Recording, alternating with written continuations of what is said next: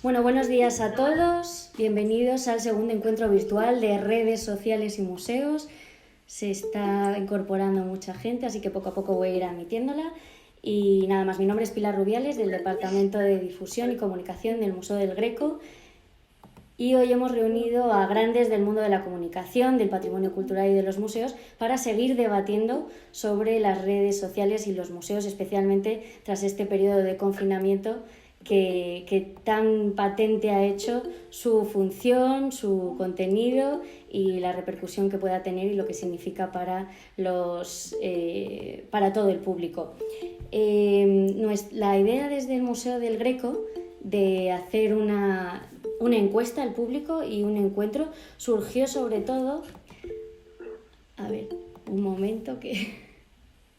con la corporación. Surgió sobre todo, aparte de a raíz de que en un momento en el que, tras un momento en el que el público virtual había que volcarse en él y no solo en el público físico y visitante del museo, de repente el público virtual se convirtió en el único para los museos durante este confinamiento y nos ha hecho reflexionar y plantearnos si se estaba haciendo bien o no, tanto a nivel nacional, internacional como ya regional.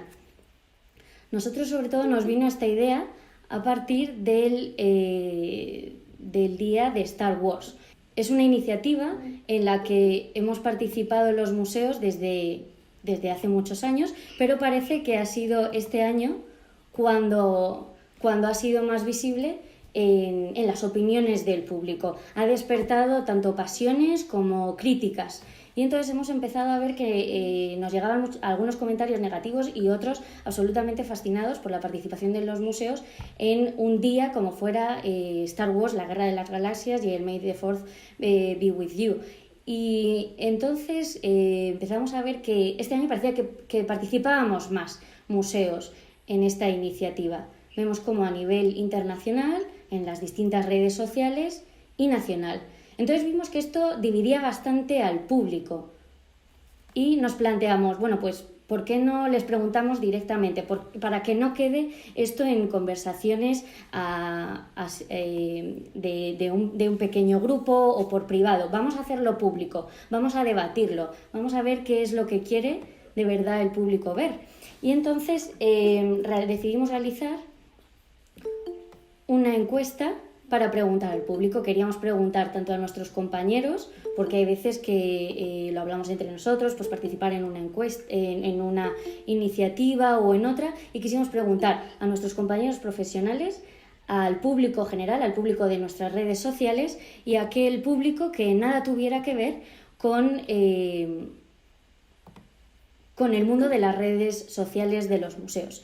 Entonces, realizamos una encuesta, que luego mi compañera Nieves Sánchez nos contará un poco cómo ha sido toda la metodología y el procedimiento. A partir de 12 preguntas, más o menos breves, pues pudimos ver que quién era el que estaba participando. Como digo, no nos interesaba solo a aquellos que ya estaban inmersos en el mundo de las redes sociales de un ámbito cultural, sino también de otros. ¿Qué opinaban nuestros familiares que no tenían contacto con esto, o nuestros amigos, o aquella gente que ni siquiera visitara un museo a lo largo del año? Nos salieron otras profesiones que no podíamos encajar en esos primeros rangos de la primera diapositiva, y el perfil de la gente que rellenó nuestra encuesta correspondía al perfil clave de los museos y de las instituciones culturales, que es, en definitiva, como vemos aquí en las gráficas, una mujer entre los 30 y 40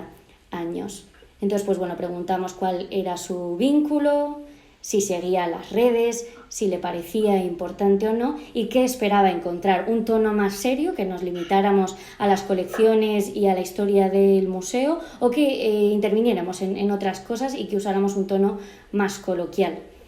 Dentro de la encuesta, por supuesto, lo que mejor ha funcionado luego ha sido hacer una respuesta abierta, no limitarlo y encorsetarlo a unas preguntas que nosotras formuláramos, sino que nos dejaran su comentario.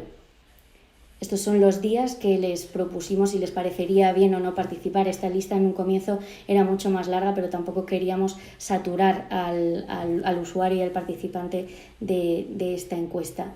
Y de la gente que cumplimentó la encuesta, un 30% dejó estos comentarios que decíamos de la respuesta libre, en los que por supuesto un 50% se refirieron a qué debe tener las redes sociales de un museo, un 11% sobre la encuesta, sobre pues no quería responder a esa pregunta o no, o está muy limitada, la función de los museos, cuestiones relativas a la visita al museo, pues debe ser entrada gratuita o no, y por último las felicitaciones, y ante esas felicitaciones de verdad os devolvemos el agradecimiento a aquellos que nos habéis felicitado, porque es desde luego alentador y nos da un signo de que algo estamos haciendo bien, de que os está gustando, y eso está bien. Seguiremos trabajando para que a partir de esta encuesta y de estos encuentros vayamos enfocando nuestro trabajo para mejorar y construir sobre ello. Entonces voy a pasar el turno ahora a mi compañera Nieves Sánchez para que os cuente un poco más sobre el método empleado para procesar los datos que hemos utilizado en esta encuesta. Nieves, cuando quieras. Buenos días. Lo mío son números, así que voy a intentar ir rápido, que no es la cosa más divertida que se puede hacer. Cuando hicimos la encuesta tuvimos muchas dudas. Sabíamos y queríamos mirar varias cosas. Partimos de una hipótesis inicial, una hipótesis un tanto clásica, ¿no? Era que personas de edad más joven tenderían a preferir tonos más coloquiales, más temas en las redes sociales, aparte del museo en sí, y dar más importancia a las redes sociales. Esta hipótesis realizamos la encuesta, que cambiamos varias veces. Al principio era más larga, como comenta Pilar, luego la acortamos para que fuese más accesible, respondiese más gente, etc. Y luego, con esos datos los cogimos, hicimos comprobaciones de la hipótesis a través de tablas cruzadas y el test chi cuadrado. Entonces, vamos a ver. Una de las primeras cosas que vimos es que la importancia de las redes sociales definitivamente no iba a haber importancia entre la gente ni por edad, que era también otra de las razones que creíamos que gente más relacionada con el ámbito de la cultura, de la comunicación, etc., podía tender a tener una visión distinta del resto de la población. Por eso también preguntamos tanto a profesionales. Pero solo 7 personas respondieron que no daban importancia a las redes sociales. Entonces, por un lado tiene lógica, por cómo difundimos la encuesta, pero también es bastante llamativo, ¿no?, que todo el mundo dijese sí tan claramente. En cuanto a los otros eventos, cuando miramos qué tonos prefieres, si el tono serio, mucha gente respondió tono serio, por lo cual no podemos hacer tabla cruzada con esa respuesta.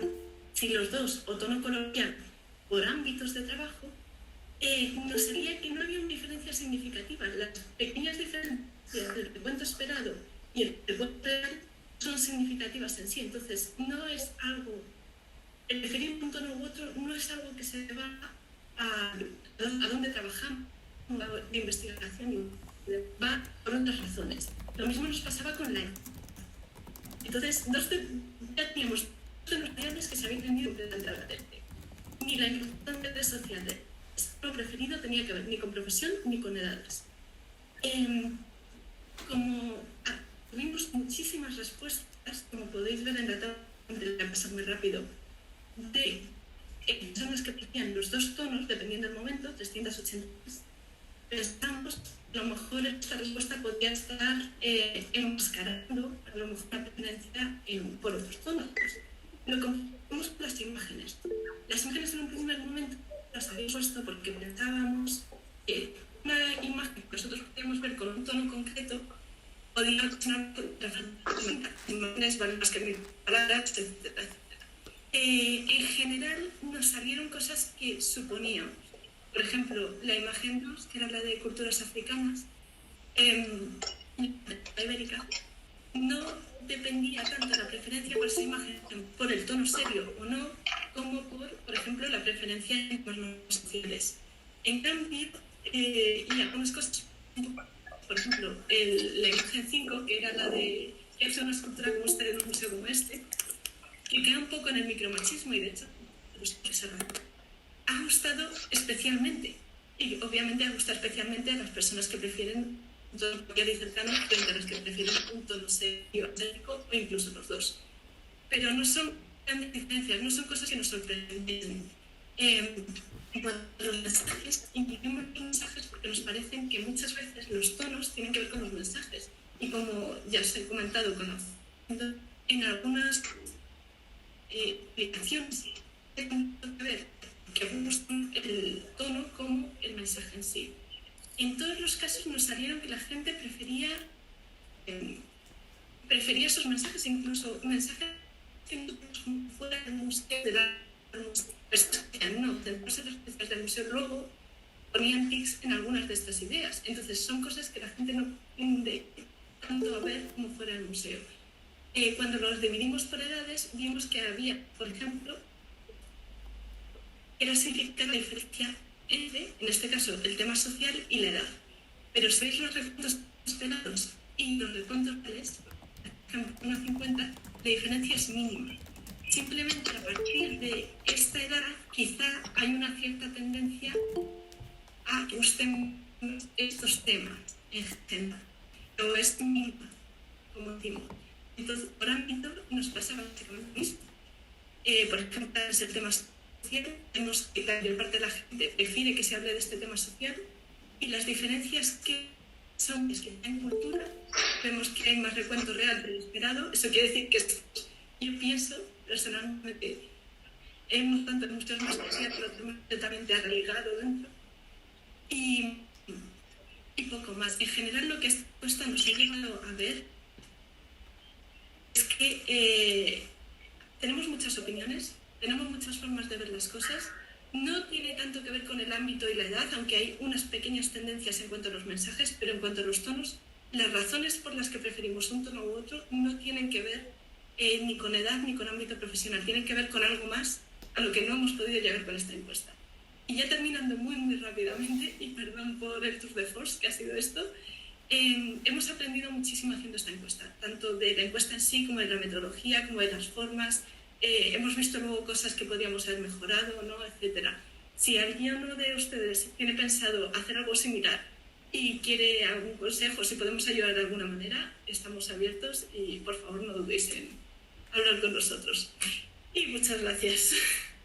Muchas gracias, Nieves. Para aquellos que se hayan incorporado a este encuentro, simplemente recordaros que por favor desconectéis el micrófono para no crear interferencias en los que vayan interviniendo dentro del encuentro.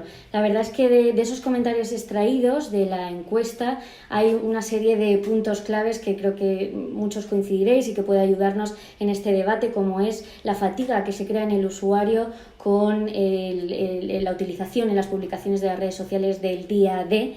Parece que todos los días hay que celebrar algo y eso al final es agotador y satura al usuario, como puede ser por ejemplo la Museum Week, que guioniza y sí que encorseta un poco las distintas líneas de publicación en las redes sociales de los museos. Como decía Nieves, mucha gente ha comentado que por supuesto aboga por un tono más coloquial si con eso se ayuda a tener un mayor alcance. Yo os lanzo la pregunta, muchos decían, para llegar a un público más joven, ¿estamos obsesionados con llegar a un público joven por la vía virtual y por la vía presencial en la visita al museo? Luego nos hemos dado cuenta que la participación del público es maravillosa, o sea, incluso para los que generamos el contenido, que participen lo hace muchísimo más enriquecedor, pero sí que hemos notado como quizá nos cuente ahora Estrella Martín, una compañera del Museo del Romanticismo, decía, el público prefiere participar desde un punto más anónimo. Cuando hacemos preguntas cuesta más que ellos formulen esas preguntas a cuando les decimos elige entre sí o no o entre este otro color, su participación es muchísimo más frecuente. Asimismo, todo el mundo está de acuerdo en que no vale todo y no se puede banalizar ni frivolizar con ciertos contenidos. Hay algunas colecciones que son mucho más susceptibles que otras para hacer determinados guiños. Y hablemos también de la presunta neutralidad de los museos. Depende de su colección, depende de su gestión o titularidad, y hay o no hay una censura autoimpuesta o venida desde fuera. Doy paso con esto a mi compañera Estrella Martín Castellano del Museo Arqueológico Nacional del Área de Comunicación y coordinadora del primer encuentro sobre redes sociales y museos del 30 de junio, que agrupó a los responsables de los departamentos de difusión de los 16 museos de titularidad estatal. Buenos días, Estrella.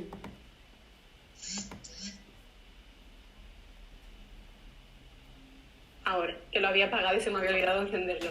Buenos días a todos y bueno, muchas gracias a las compañeras del Greco por organizar este encuentro que va a ser muy interesante para todos y es un placer estar aquí compartiendo esta experiencia con todos estos invitados que son sin duda un referente en el mundo de la comunicación. En el primer encuentro que comentaba Pilar estuvimos participando diferentes responsables de comunicación de los museos estatales con la idea de, a partir de varios temas, pues un poco compartir nuestras reflexiones con el público también, a modo de coloquio entre compañeros, pero que fuera visible al público, un poco cómo es nuestro trabajo desde dentro, hacerles más cercano el cómo se llevan las funciones de comunicación en un museo y que el público se sintiera pues un poco más cerca de ese modo de trabajar. Para nosotros fue un encuentro bastante enriquecedor y creo que para el público pues también ayudó a entender lo que hacemos en comunicación en los diferentes museos y por qué lo hacemos aquí, qué hacemos y por qué hemos decidido hacerlo de esa manera, teniendo en cuenta las diferentes características y condicionantes que tiene cada museo y que eso por supuesto pues se refleja en las estrategias de contenidos que sigue cada uno. Voy a simplemente resumir de una forma muy breve para no extenderme mucho las conclusiones o líneas principales que sacamos de estos encuentros y os invito a todos los que no hayáis podido verlos todavía a que los consultéis, están disponibles en nuestro canal de YouTube y en nuestra red y bueno, si queréis ampliar un poco todo lo que se habló en ese momento, pues os invito a que disfrutéis de ellos. Partimos, por supuesto, de una situación como la que hemos vivido en los últimos meses, que nos ha hecho reflexionar sobre cómo utilizamos la comunicación en los museos. Y creo que una de las cosas que sacamos en claro es que si ya sabíamos que la comunicación online a través de nuestras redes sociales, de la web y de otras plataformas que se empiezan a utilizar es muy importante, se ha evidenciado mucho más con esta situación que acabamos de vivir. Porque bueno, el público que nos visita no es solo los visitantes físicos, no es el único público que tiene el museo, existe una gran cantidad de público que puede que nunca nos visite por diferentes razones, pero que sí que consume nuestro contenido y que le interesa lo que ofrecemos y por tanto hay que tenerles en cuenta y que sea también importante lo que ofrece el museo para ellos. Por otro lado, esta importancia que tiene la comunicación nos lleva a la necesidad de que sea una función transversal en el museo, porque afecte a todos los que forman parte del museo, los diferentes departamentos y todas las personas implicadas. Es muy importante y todos los compañeros que participamos en este primer encuentro comentamos esa necesidad de colaboración entre todos los compañeros del museo. El Departamento de Comunicación al final es el que articula y gestiona y planifica todo lo que se lleva a cabo, pero sería imposible hacerlo sin la colaboración de otros departamentos como puede ser colecciones, difusión, documentación. Para nosotros es fundamental que todo el mundo esté implicado en cierta medida y dentro de sus posibilidades en participar también en la comunicación del museo. Porque las redes sociales, como todos sabréis, porque todos los que estamos aquí estamos en este mundillo, generan una gran cantidad de trabajo y cada vez nos exigen más esfuerzo, porque todos intentamos trabajar los contenidos cada vez más y ofrecer contenidos de más calidad.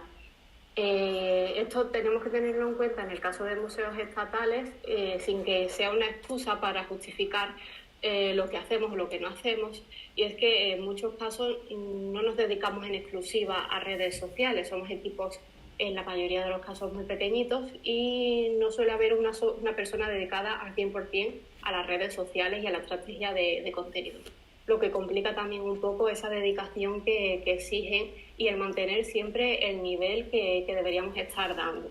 La intención, por supuesto, que tenemos todos es muy buena, hay muchas ganas de trabajar y de hacer cosas diferentes y, por supuesto, de seguir mejorando y evolucionando.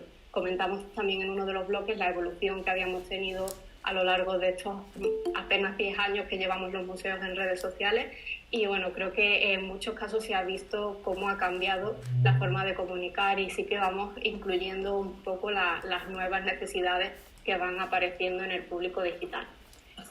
Y para finalizar, como digo, no me quiero extender demasiado, la necesidad que hay de escuchar al público, como bien ha dicho Pilar y como han demostrado con esta encuesta que han desarrollado, porque tener en cuenta la opinión de los usuarios, saber qué esperan de nosotros y qué es lo que quieren de nuestro comportamiento en redes sociales, es fundamental para poder incluir este deseo que tengan de nosotros en nuestros propios objetivos y cumplir con nuestro plan de comunicación, tanto nuestras expectativas como las suyas. Así que bueno, creo que ha sido una iniciativa estupenda la encuesta del Museo del Greco, y complementarla con estas dos charlas, el primer encuentro y este segundo, pues creo que es una buena forma de continuar un camino que ya hemos empezado a encauzar un poco mejor. Muchísimas gracias, Estrella. La verdad es que es patente cómo va cambiando la comunicación de los museos a pasos agigantados y que tenemos que actualizarnos a cada minuto. Doy paso a Santos Miguel Mateos Rusillo. Creo que para muchos no hace falta presentarle. Es profesor titular de la Universidad de Vic y que se autodenomina francotirador en temas de comunicación, publicidad y mediación del patrimonio cultural y los museos. Labrador en el campo del patrimonio y los museos. Museófago y exponauta diagnosticado. Buenos días, Santos. Me parece una definición absolutamente maravillosa y cuando quieras puedes compartir con nosotros tu opinión y tus pareceres. Hola, muy buenos días. ¿Se me oye bien? ¿Se me ve bien? ¿Sí? Perfecto. Muchas gracias, Pilar. Muchas gracias al Museo del Greco por invitarme. Voy a ir rápido porque tenemos poco tiempo y quiero decir muchas cosas.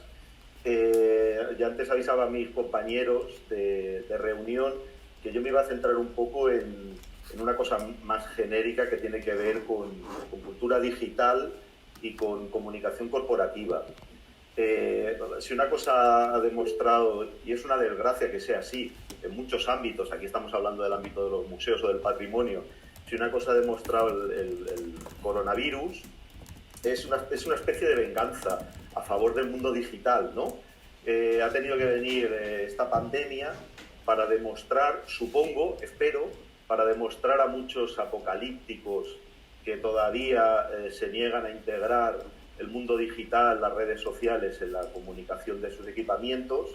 Ha tenido que venir el maldito virus para que, supongo, espero, se den cuenta de cuál es realmente la realidad. Lamentablemente, como ha dicho antes Estrella, en este tipo de eventos, suele pasar, estamos los convencidos. No sé si entre los más de 60 asistentes hay gente que todavía mantiene esa idea más decimonónica, más del siglo XIX, pero bueno, dicho lo cual, y lo comento eso porque ahora, en el minuto cero en el que estamos, hay todavía gente que tiene una opinión negativa del mundo de las redes sociales o de Internet después de lo que ha pasado, ¿no? Todavía veo comentarios en Twitter de gente que son consumidores de museos que dicen, y es un poco una opinión despectiva, ¿no? De que bueno, ya era hora de que pudiésemos volver a visitar los museos, que es como realmente hay que consumir ese tipo de equipamientos, ¿no? A mí me parece un poco, a mí me da pena realmente que pase todavía eso, sobre todo teniendo en cuenta la experiencia que hemos vivido. Dicho lo cual, me voy a centrar en un tema que a mí me preocupa especialmente últimamente. Estoy trabajando en algo que tiene que ver con eso y que tiene que ver con temas de comunicación corporativa.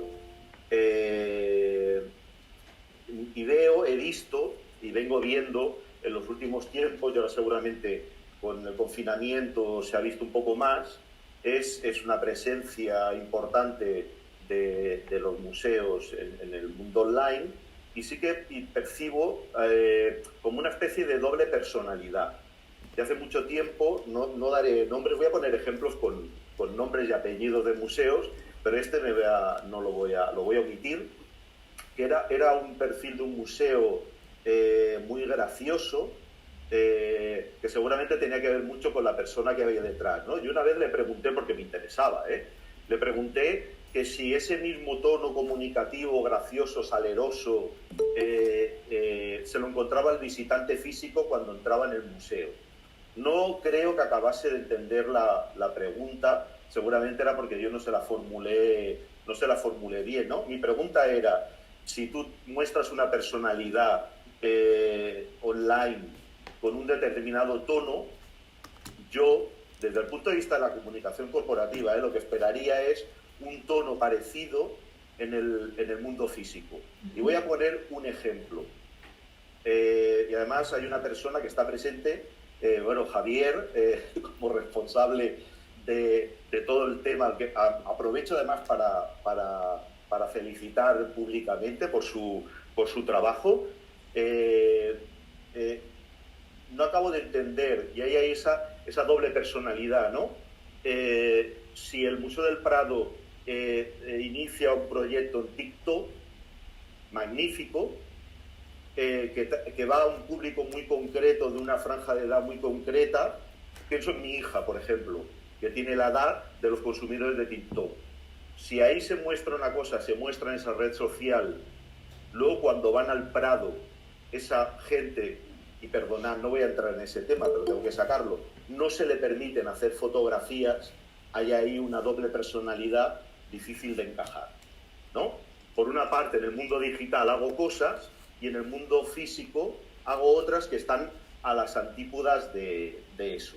Lo dejo ahí porque seguramente luego seguiremos hablando. Y luego un tema, seguramente ha llegado, y ya tengo poco tiempo por lo que veo, una cosa que tiene que ver con seguramente el paso que hay que dar ahora, que es ya no el visitante virtual, ya no el museo virtual como un complemento de, sino como una realidad. Si los museos, en su definición, la antigua, la moderna, la que venga, una cosa fundamental es la difusión de contenidos, la comunicación, seguramente no haya ecosistema mejor para hacerlo, obviamente con sus limitaciones, pero seguramente no haya mejor ecosistema para hacerlo que el mundo digital. Y seguramente ha llegado ya el momento, y la pandemia quizá ha marcado el camino, a que se plantee no como un complemento, sino como una realidad paralela. Y por tanto, que no se plantee qué hago en físico y lo replico más o menos en virtual, sino en directamente pensar cosas que solo se ofrezcan en ese museo virtual dirigido a visitantes virtuales. Y creo que con eso además ya me he pasado del tiempo. Ya me disculparéis, pero gracias. No te preocupes, Santo, muchísimas gracias. Sí, lo cierto es que, al igual que pasa con el patrimonio, parece que hasta que no está en riesgo no se ha protegido a lo largo de la historia, y ahora hasta que no se ha visto que el museo virtual era el único disponible, mucha gente no ha empezado a defenderlo o a reflexionar sobre él. En cuanto a aquel pensamiento decimonónico que mencionabas, sí que hay gente que en los comentarios de la encuesta parece que sigue teniendo esa mentalidad y que nos habla de la visita al museo como un momento de contemplación, una actividad individual y en esa soledad, y no se plantea otra versión. Y nada más, muchísimas gracias. Dejamos ahí tus preguntas lanzadas al aire para ver cómo van respondiendo los compañeros o el público, que os recuerdo tendrá un turno al final de las intervenciones de nuestros participantes. Doy paso a Sonia Taravilla, creadora del blog y perfil Un Sereno Transitando la Ciudad, colaboradora de Investigar, y que creó en el año 2016 la exposición virtual por el 200 aniversario de Laurent, que llegó a ser trending topic a nivel nacional y cuyo blog también ha ganado el premio 20 Blogs en 2017 al mejor blog de su ciudad. Buenos días, Sonia, ¿cómo estás? Hola, buenos días. ¿Se me escucha bien? Lo digo porque he puesto la presentación e igual se corta. Se te oye perfectamente. Vale. Pues muchas gracias por invitarme a participar. No sé muy bien qué hago yo aquí, porque yo no soy ningún tipo de profesional de la comunicación, pero voy a daros mi opinión como usuaria de redes sociales y creadora de un perfil que tiene cierto número de seguidores. Como el tema iba de museos y redes sociales, he pensado que lo más interesante que podía aportaros era seleccionar una serie de iniciativas que he ido viendo que me han gustado, no a raíz del coronavirus, he puesto algunas, pero sino un poco más global. Entonces voy a ir muy rápido porque no quiero comerme el tiempo de nadie. La primera que he seleccionado es el Tweetposium que organizó el Museo Nacional de Cerámica González Martí de Valencia, que a priori no es un museo que a mí me parezca que destaque en redes sociales, pero esto que hicieron estuvo muy bien. Trasladaron al gran público la labor de la conservación preventiva, que es un trabajo diario que realizan en las instituciones museísticas, sin las que no tendríamos las colecciones hoy en día. Creo que la gente conoce más la restauración más que la conservación preventiva, y esto me pareció una manera muy inteligente de explicarle al público general, a un público menos docto en estos temas, pues lo que hacían los museos en su día a día en relación con la conservación preventiva, y participaron a través de una etiqueta, Prevencon 18 museos como el del Prado, participó también el Museo El Greco, participó también el Museo Sorolla. En definitiva fue algo novedoso. La presentación de PowerPoint le ha dado por ir por libre. Otro museo que destaca, a mi parecer, en redes es el Museo del Romanticismo. Y bueno, está María Jesús por aquí, que fue una de las creadoras de este perfil en redes, que luego seguro que algo nos cuenta. El Museo del Romanticismo fue el primer museo que a mí me invitó, no sé si fue en 2014, a una visita para blogueros. Creo que fue la primera vez que se hizo algo así. Contar con gente que tiene perfiles en redes sociales asociadas a la cultura para hacer una alianza con el museo. Entonces, lo que he visto últimamente que me ha gustado ha sido este hashtag Quisicosas románticas, que utilizan para mostrarnos objetos de sus colecciones que no sabemos muy bien lo que son, pero que en un momento determinado, como es el siglo XIX, tuvo un uso. De la misma manera, hacen lo mismo con expresiones y frases del siglo XIX. Creo que el Museo del Romanticismo, al ser un museo que se centra en el movimiento del romanticismo y del siglo XIX, tiene mucho que hacer en redes porque siglo XIX y siglo XXI compartimos muchas cosas. Me voy a ir, en vez de un museo, a un monumento, como es la Catedral de Segovia, que es una cuenta pequeñita, la gestiona un chico. Es que va por libre, perdón. Bueno, lo cuento igual. La Catedral de Segovia, un día de lluvia, utilizó un vídeo para explicar cómo funcionaban las gárgolas, y fue un impacto muy grande en redes que acabó siendo noticia en la prensa. La Catedral de Segovia además ha hecho esto varias veces, o sea, con cosas muy muy pequeñitas de repente consiguen un gran éxito. Me parece que lo hacen muy bien. El Día Internacional de los Museos de este año fue atípico. Entonces, bueno, el Museo Arqueológico Nacional hizo una iniciativa que a mí me pareció muy divertida. Organizó una escape room virtual para la Noche de los Museos, y previamente lo que había hecho había sido mandar por mensaje privado a varias cuentas, yo la recibí, una invitación para que estuviésemos ya atentos a lo que iba a suceder y que ya, pues te sumases a esto que ellos habían planteado. Creo que fue un éxito, me parece, no sé. Yo participé, vi que había mucho movimiento. Un museo que durante el confinamiento ha aparecido en redes ha sido el Museo Nacional de Antropología, y han planteado una serie de textos en su página web, que es Antropología para Momentos Críticos, que me ha parecido también muy interesantes. Entre esos textos hay un texto de uno de los compañeros que va a hablar, que se llama Enredándonos en redes, aquí está, Enredándonos en las redes, que es muy interesante, sobre la visión de una persona que trabaja en un museo sobre las redes sociales hoy en día. El Museo Lázaro Galdiano Metropolitano es uno de mis museos favoritos en redes y después del confinamiento, el Día Internacional de los Museos, nos sorprenden con unas imágenes muy divertidas de detalles de sus colecciones para hacer que la gente se las envíe los unos a los otros y dinamizar un poquito. Y por último, algo que sí que me gusta y veo que los museos a lo mejor españoles no se suman mucho y me parece como muy dinámico y divertido, es el Curators Battles que ha propuesto el Yorkshire Museum de York, Inglaterra, en el que, bueno, pues de repente plantean una batalla entre conservadores. ¿Cuál es el objeto más antiguo que tenéis o cuál es el objeto más extraño que tenéis entre las colecciones? Y se genera mucho diálogo entre diversas instituciones. Eso es lo que yo quería contaros.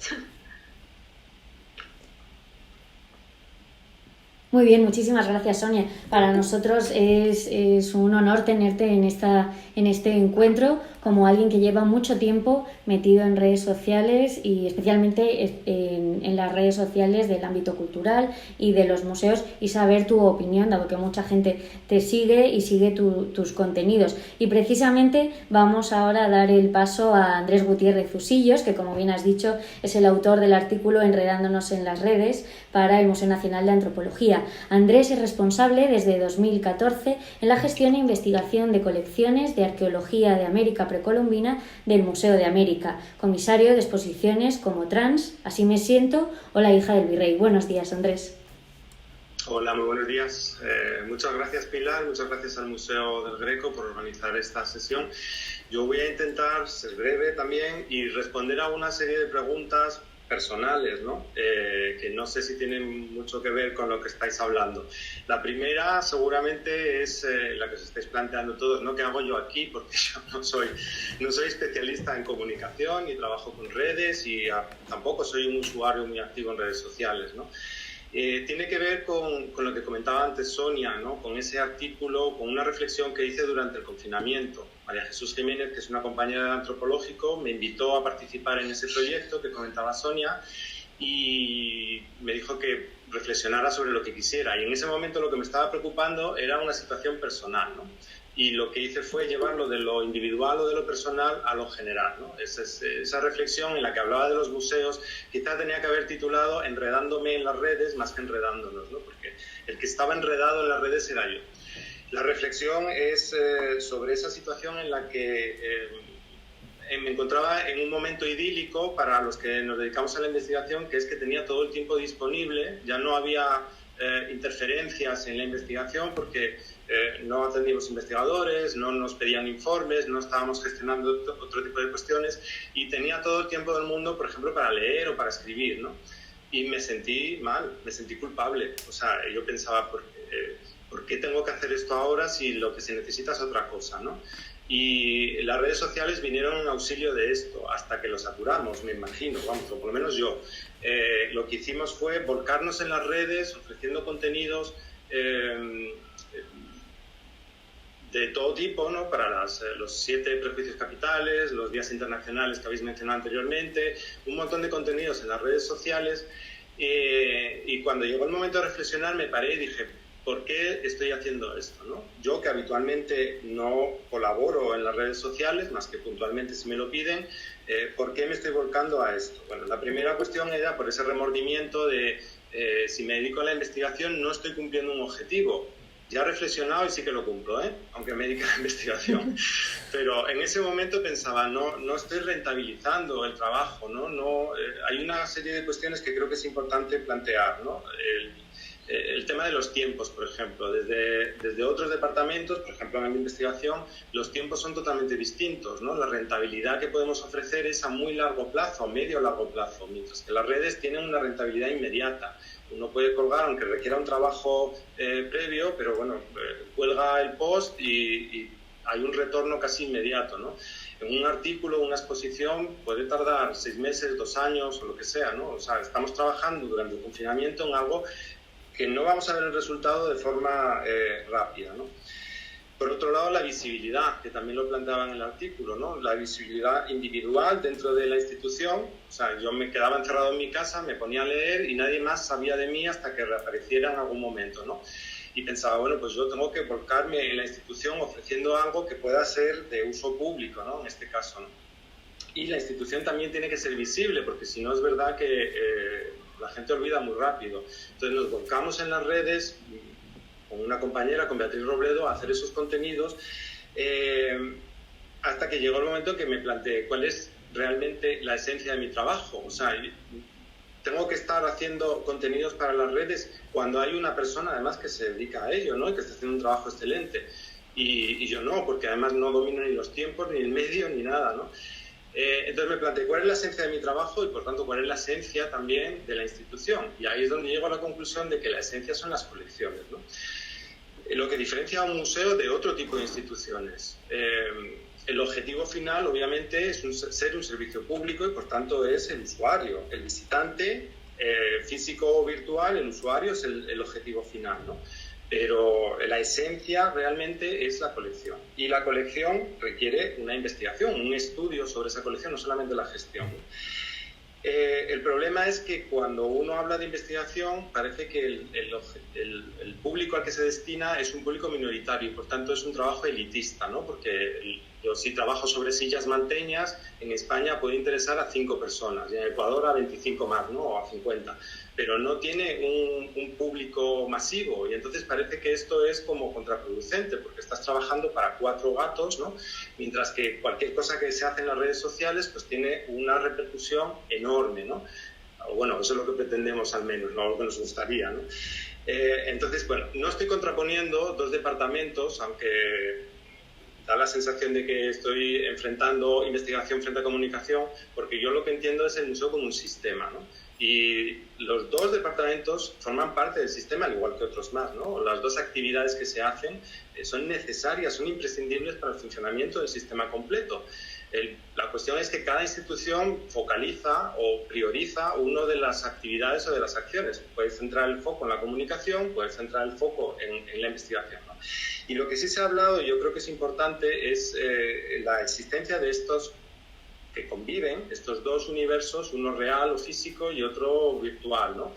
Y cómo se ha pretendido un poco al principio transponer o hacer una especie de duplicado o un reflejo de cuando se comenzó a trabajar en las redes sociales, de lo físico a lo virtual, ¿no? Y esto es lo que yo comparto con Santos lo que ha dicho, que no tiene ningún sentido hacerlo ahora, ¿no? Requiere, porque son públicos distintos, porque son tiempos distintos, porque además hay una posibilidad de participación, de interacción, ¿no? Con el usuario, que en la parte física es mucho más complicada, porque los públicos, como digo, son muy diversos y se puede atender a esos públicos de forma distinta. Entonces requiere unas acciones concretas para el medio virtual, que son diferentes a las otras acciones, ¿no? Y que tienen otros tiempos, otros públicos distintos, etcétera, ¿no?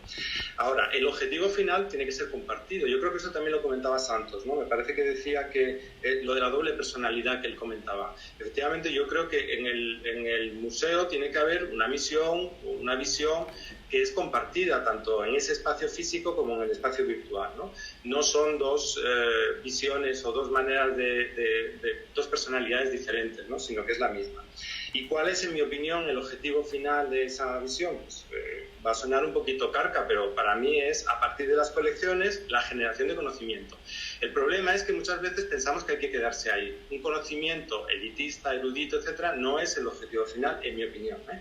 Pero es fundamental, imprescindible, partir de ese conocimiento para dar un paso más, que es ofrecer una experiencia de aprendizaje otra vez con otro paso más, que es la generación de conciencia o conciencia crítica, ¿no? O sea, mejorar al individuo, ayudar a mejorar al individuo, ayudar a entender al individuo, y nos podemos quedar en cualquiera de estos niveles.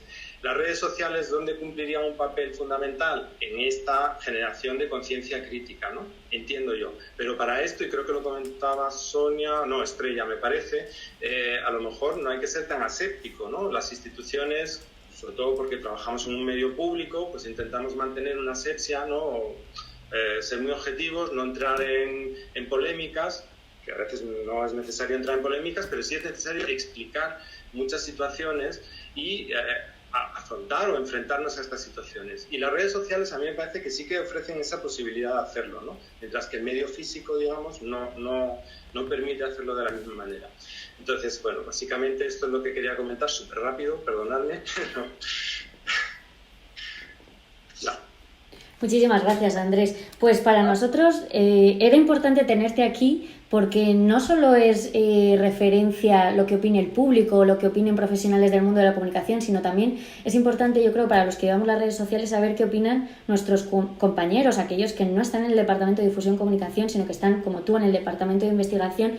También el trabajo que se hace en redes, yo creo que también es para los profesionales, o sea, ¿qué opinan nuestros compañeros? Porque igual el resto del personal del museo no está de acuerdo, no se ve reflejado en ese perfil del museo en las redes sociales que, como dices, y la doble personalidad que comentaba Santos, no debe dejar de responder a una misma misión y a una misma visión. Y es verdad que, al igual que decía Sonia y que Santos, yo creo que ha comentado en alguna publicación en sus redes sociales, al final lo que más trasciende es que se empleen las propias colecciones para comunicar y hacer uso de ellas, porque en definitiva es lo que el público quiere y lo que mejor transmite.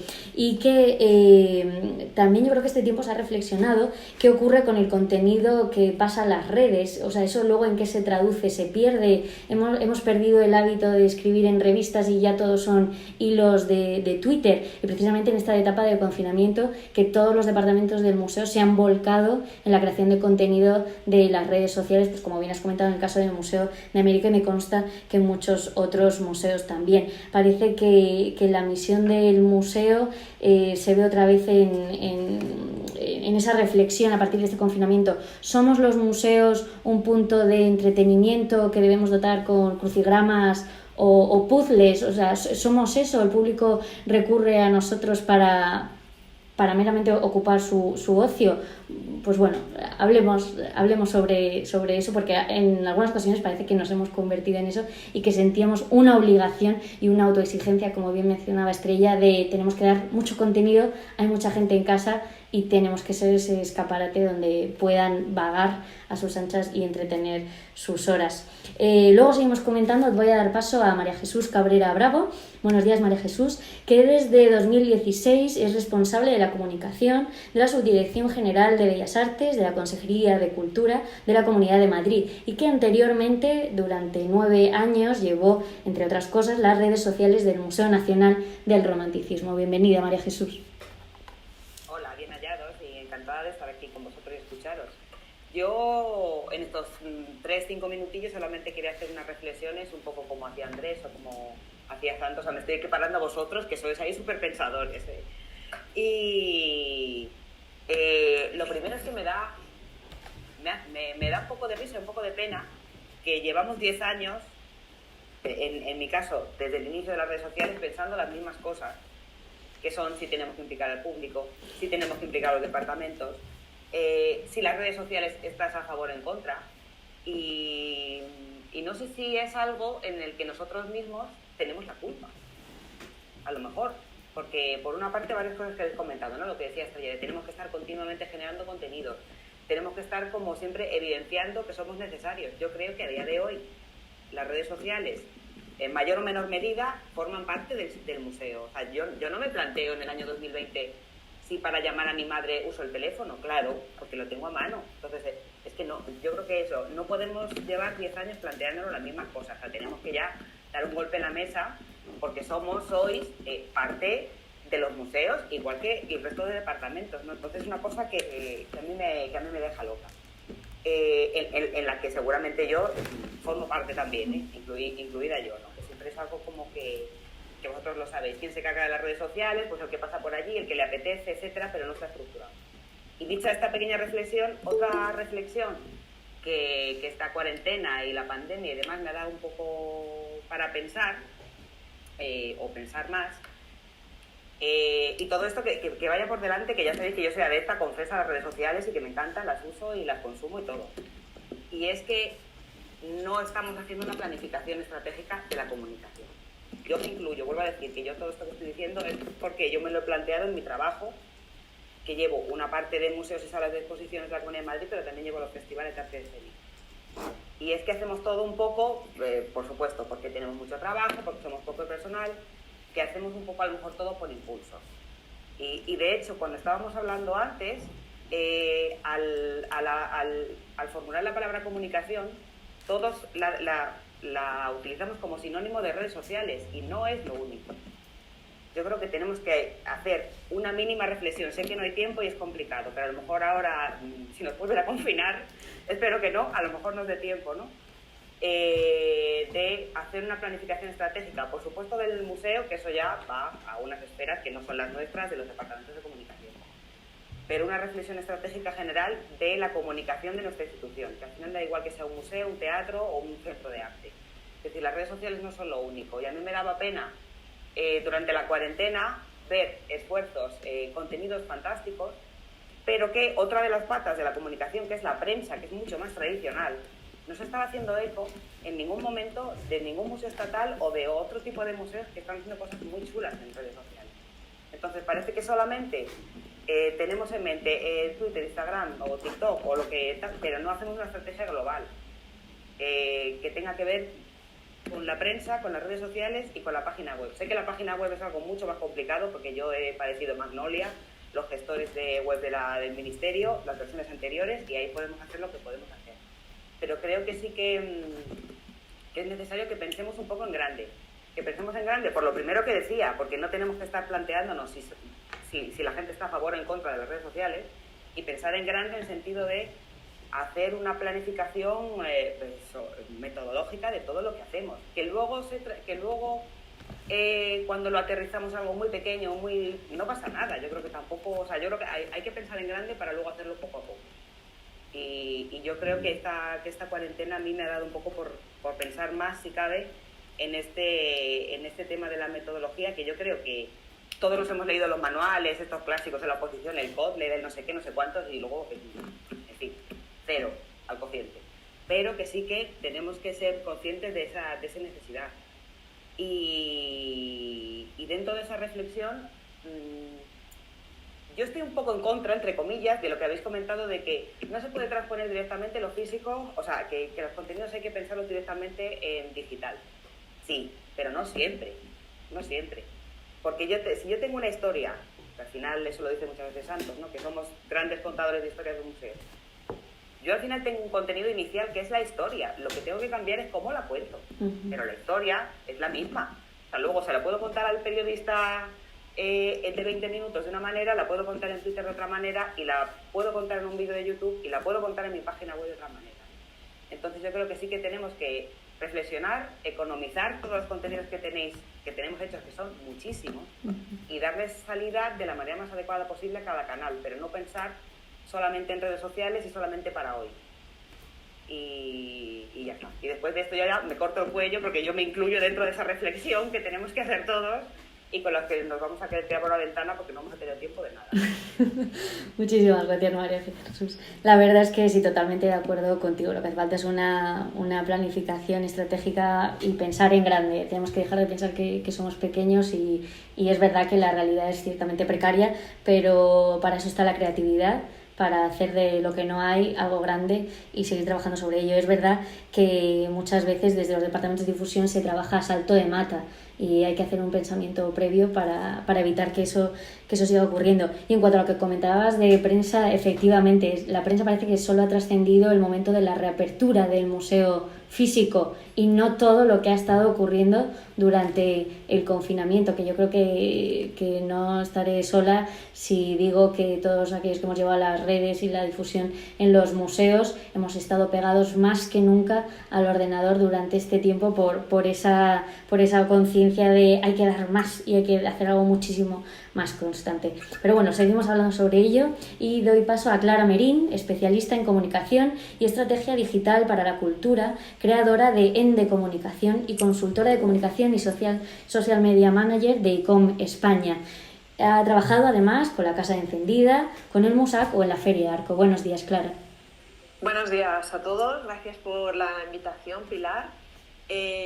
Voy a casi como retomar la última intervención de Maje, que además es amiga y hemos trabajado juntas en estos temas de redes sociales y organizaciones culturales. Yo voy a hablar en mi intervención, voy a intentar ser breve, de redes sociales, estrategia digital y museos. Creo que la intensidad con la que los museos se han volcado en redes durante el confinamiento y el incremento de actividad y visitas en las webs y redes sociales que hemos visto estos días ha puesto de manifiesto algo que también habéis comentado ya aquí, que no hay dos públicos diferenciados del museo, uno digital y otro presencial, sino que en realidad se trata del mismo público en dos dimensiones, ¿vale? Lo digital y lo presencial, que para mí no se excluyen, sino que se complementan, ¿vale? Lo digital, aunque mucha gente lo sigue viendo de otra manera, no es una herramienta para atraer visitantes a nuestro edificio, no es exclusivamente esa su función, ¿no? Sino que para mí forma parte de la misión de un museo ofrecer una experiencia satisfactoria por igual tanto a una persona que está en su casa, en el sofá, en una tablet y en nuestra página web, como otra persona que está haciendo cola para entrar en el museo un día caluroso de julio como puede ser hoy, ¿no? Los museos son mucho más que un edificio, decía Jim Richardson, el director de la conferencia Museum Next hace poco, y creo que es una reflexión interesante en este momento, ¿no? Otra frase que me viene a la cabeza hablando de lo digital: la dimensión digital es transversal a todo lo que el museo hace. Esta no es una frase mía, es una frase de Concha Rodà, que además creo que está asistiendo a ese encuentro. Ella fue ex responsable de estrategia digital del MNAC, el Museu Nacional d'Art de Cataluña, y actualmente dirige un posgrado sobre estrategia digital en organizaciones culturales de la Universidad Oberta, del que tengo yo además la suerte de formar parte como docente. En fin, es necesario, creo, ahora más que nunca, incorporar esta mentalidad digital al museo. Es necesario que las instituciones, en primer lugar, y antes de definir una estrategia en redes sociales, como nos comentaba Maje ahora, creo que es vital ahora pararse un poco a definir y pensar las estrategias digitales del museo en grande, como una parte clave y estratégica dentro de los planes de comunicación y marketing de la organización cultural, sea un museo, sea un espacio de arte, etcétera, ¿no? En España, no obstante, son muy pocos, o ninguno, igual estoy equivocada, los museos que han publicado sus estrategias digitales, aunque creo que este sería el primer paso para clarificar por qué un museo está presente en redes sociales y con qué objetivos está en ellas, más allá del uso de estos canales, como estamos hablando, para difundir actividades, difundir programas, etc. Para mí, recordemos que las redes sociales persiguen tres objetivos fundamentales, como son conseguir notoriedad para nuestra marca, para nuestras actividades, para nuestro programa, crear comunidades online afines a nuestra marca, a nuestro proyecto, y el tercero, y muy importante, dirigir tráfico a nuestra página web. Es algo que aquí no se ha mencionado nada, pero para esto sirven las redes sociales. Volviendo a la estrategia digital, en una estrategia digital, y así es como trabajamos en el curso que he mencionado antes de la Universidad Oberta, cabe definir lo siguiente: objetivos de la estrategia, públicos a los que nos dirigimos, qué estrategia de contenidos vamos a poner en marcha para conseguir los objetivos de la estrategia, en qué canales vamos a desarrollar esa estrategia, cuál es la experiencia de usuario óptima que perseguimos con ella y cuál es el plan de analítica digital con el que vamos a evaluar toda esa estrategia digital que queremos poner en marcha. En el medio digital todo puede medirse. Es asimismo imprescindible por este motivo definir un plan de analítica digital de la institución para saber si se están cumpliendo los objetivos de nuestra estrategia y determinar, entre otras cosas, cuál es nuestro rendimiento en redes sociales. Me da la sensación de que esta es una tarea pendiente también en muchos museos, ¿no? Se publica, pero luego hay que analizar lo que estamos publicando, lo que estamos compartiendo, qué alcance tiene, qué rendimiento tiene, qué tasa de engagement tenemos, cuántas interacciones conseguimos, etc. Por otra parte, creo que es el momento, sería muy interesante, también se ha mencionado aquí, que hubiera más profesionales dentro del área de comunicación de los museos con formación en competencias digitales, en marketing digital, que sepan, por ejemplo, interpretar los datos de Google Analytics o promocionar un post en redes sociales sin tener que externalizar estos servicios. Yo sé que esto no es culpa del museo ni de la organización, obviamente, pero creo que ya ha llegado el momento. Las redes sociales tienen más de 10 años. Facebook se abrió en el año 2004, Twitter en 2006, en fin, Instagram tiene 10 años también. Creo que es el momento de que haya profesionales con competencias digitales, formados con competencias digitales, sobre todo en las áreas de comunicación y difusión de los museos. No que una misma persona, efectivamente, como comentabais, tenga que hacer prensa, redes sociales, página web, folletos, en publicaciones físicas en el museo, en fin. Creo que quizás es el momento de plantearse ese perfil digital en el museo, ¿no?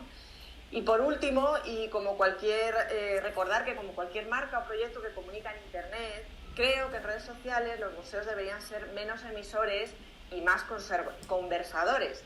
Esto lo traigo aquí a colación una cita de Cristina Cer en su libro Relaciones Públicas 2.0, que dice: en Internet hay que aprender a ceder el control, puesto que Internet es conversación y nadie puede controlar el mensaje.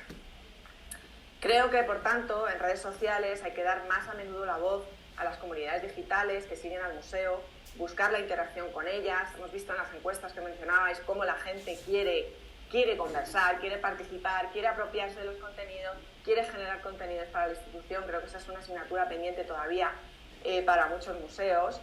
Y bueno, en resumen, creo que si buscamos esa interacción con las comunidades, estaremos aprovechando de verdad por fin el potencial de las redes sociales como canales de conversación y no como meros tablones de anuncios en los que colgamos nuestras actividades, nuestros programas, ya tengo la tarea hecha, ¿no?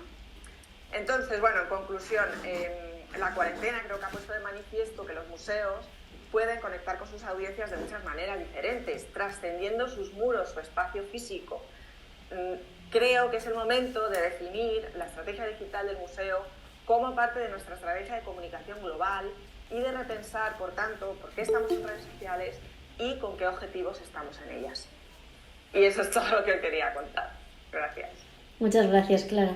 La verdad es que parece que es algo que todavía no se ha asumido y que no es nuevo. Hay que tirar la cuarta pared y escuchar al público, porque en definitiva el contenido se crea para el público y no debe ser una conversación de una única dirección. Además que se empobrece todo mucho más cuando es el público quien dirige, quien responde y quien habla. Creo que es todo mucho más enriquecedor para todos y para el propio museo, que en definitiva es un lugar público y es para el público tanto presente como futuro. Y es verdad lo que dices en todas esas estrategias, hay que dejar de pensar en lo importante es subir el número de audiencia y el número de visitantes físicos. Parece que es la única noticia que damos los museos del número de visitantes que hemos tenido en el pasado año y no es en absoluto algo importante ni primordial ni para lo que se hacen las actividades de un museo. Lo que es importante es mejorar la calidad y nunca la cantidad, tanto en los dos medios. No debe ser noticia el que se suman los seguidores, sino que los seguidores que haya aprecien el trabajo que se hace y que quieran quedarse. Eso es lo importante. Claro. Muchas gracias, Clara. Nacho Granero viene ahora, creador del blog La Cultura Social, con una amplia trayectoria como Community Manager especializado en el sector de los museos. Buenos días, Nacho, ¿cómo estás? Hola, buenos días. Buenos días a todos y a todas y gracias por invitarme a participar en esta conversación sobre museos.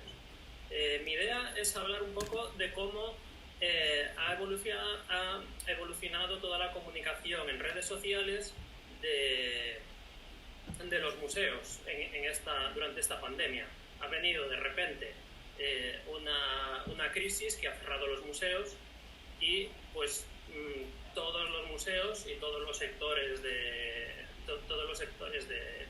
mundo, no solo del sector cultural y el sector de los museos, han tenido que adaptar a esta nueva realidad y sobre todo un museo que está acostumbrado a tener un horario de apertura, de recibir a un público, ha estado cerrado durante un mes o incluso casi 2 meses en algunos casos. Entonces, lo primero que habíamos visto cuando se han cerrado los museos fue que todos utilizaban esta etiqueta de en casa, en plan el Museo del Prado en casa, el Museo de Reina Sofía en casa.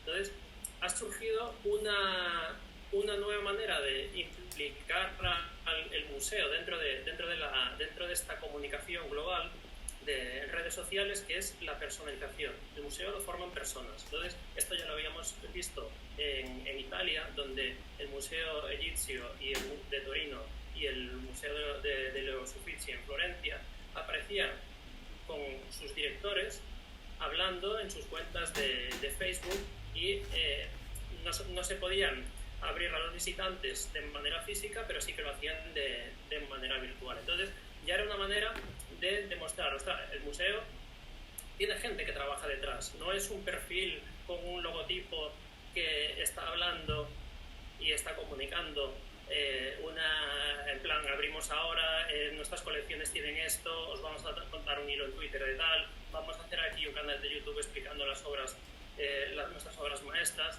o la nueva exposición, sino que hay personas que están detrás de ese museo. En el caso de España, por ejemplo, también se hizo esta sustitución de las visitas físicas de cualquiera puede ir a un museo, es el museo que directamente habla en las redes sociales y ofrece visitas. Entonces, por ejemplo, en la red de museística de Lugo tenían una actividad que eran las musavisitas, en la que explicaban pues, el arte y sus colecciones a través de la mirada de las mujeres que lo habían creado, y la hicieron de igual manera. Desde el 24 de marzo el museo estaba cerrado y la hicieron online a través de Facebook Live. Después, en este sentido de que el museo lo forman personas, el Museo Arqueológico de Alicante, su propio personal explicaba contenidos del museo.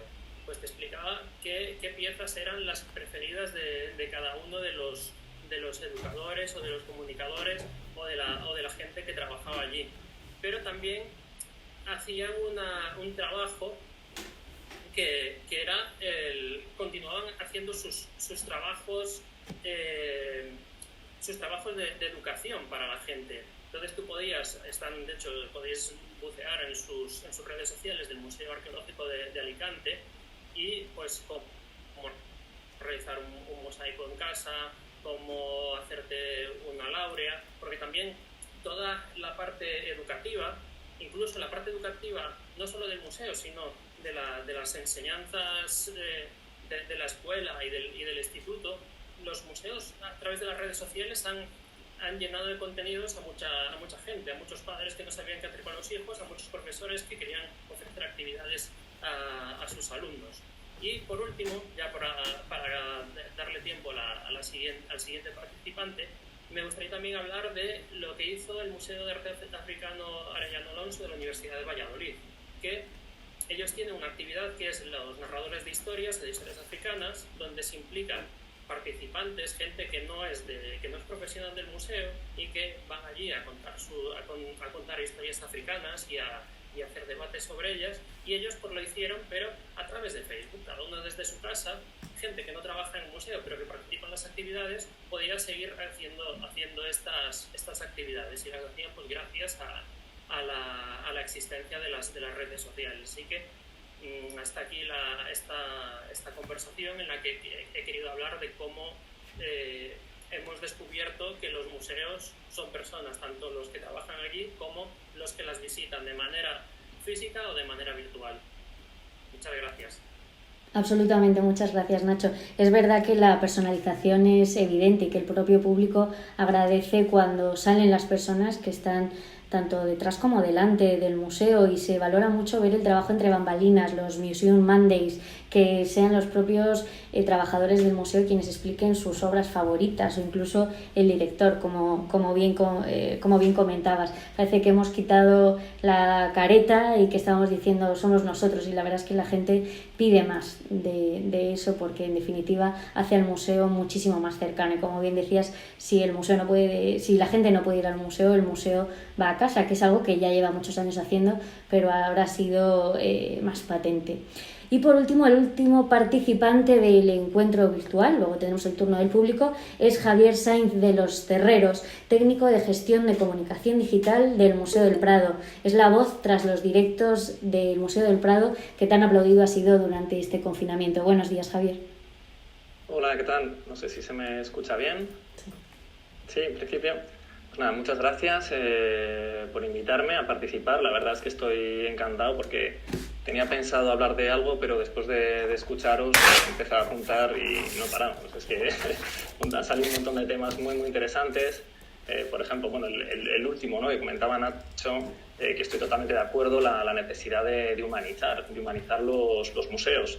Y más en este mundo en el que estamos de esta época de marketing tan agresiva, ¿no? En donde no paramos de hablar con máquinas, donde todo está medido al milímetro, ¿no? Se sabe qué páginas has visto, qué productos, llegan a decir, ¿no? que se sabe si vas a tener un hijo antes de que lo sepas tú, ¿no? Inteligencia artificial, perdón. Entonces esa parte sí de hablar como personas, ¿no? Y cometer los aciertos y los errores que cometemos normalmente, ¿no? Parece muy importante. Por otro lado, el tema de los retos, ¿no? que afrontan también los museos. Se ha hablado también de la estructura. Es cierto que la estructura no es suficiente a nivel dentro de las organizaciones. Muchas veces no hay ni siquiera una sola persona que se pueda encargar de las redes sociales y esto es desproporcionado con relación a los recursos, el número de recursos es muy limitado con relación a la eficiencia que se hace de esos recursos. En mi caso, como personal, yo soy el único del Museo del Prado. Ahora contamos de manera puntual con una empresa, pero que acaba ahora en julio, que nos ha estado ayudando sobre todo con el tema de las stories de Instagram. Y debido al COVID, había personas que no podían desarrollar su tarea habitual y ahora nos están echando una mano y la verdad es que se nota muchísimo. Pero si no, es muy difícil llevar el día a día, ¿no? Imagino que nos pasa a todos, cada uno con sus inconvenientes y ventajas, ¿no? Depende el tamaño del museo, pero es uno de los retos a tener en cuenta. También se habla de la colaboración entre departamentos, muy importante. Nosotros hemos notado un gran aumento en todo, ¿no? En la notoriedad, en el alcance, gracias a la colaboración con prensa, con el equipo de prensa, que ha sabido llamar a los medios para que dieran cobertura a ciertas actividades. Por supuesto a los departamentos de conservación, que han aportado una voz mucho más autorizada, ¿no? E interesante, también a restauración. Entonces esa colaboración es clave y la diferencia es, como habéis comentado también, ¿no? Hay datos, ¿no? Y hay números para todo, también se ve, ¿no? La calidad del contenido aumenta y si además consigues tener esa repercusión mediática, siempre mucho mejor. Por otro lado, el tema el público, sí que me gustaría hablar del público. En el caso del Prado, tenemos la suerte de tener una marca muy potente y eso nos implica también hablar de Latinoamérica. En redes sociales nosotros no estamos dirigiéndonos a la gente que visita el museo. Sí, por supuesto, es una parte del público muy importante a la que queremos tener también con cariño, pero hay muchísima gente que no va a visitar nunca el Prado.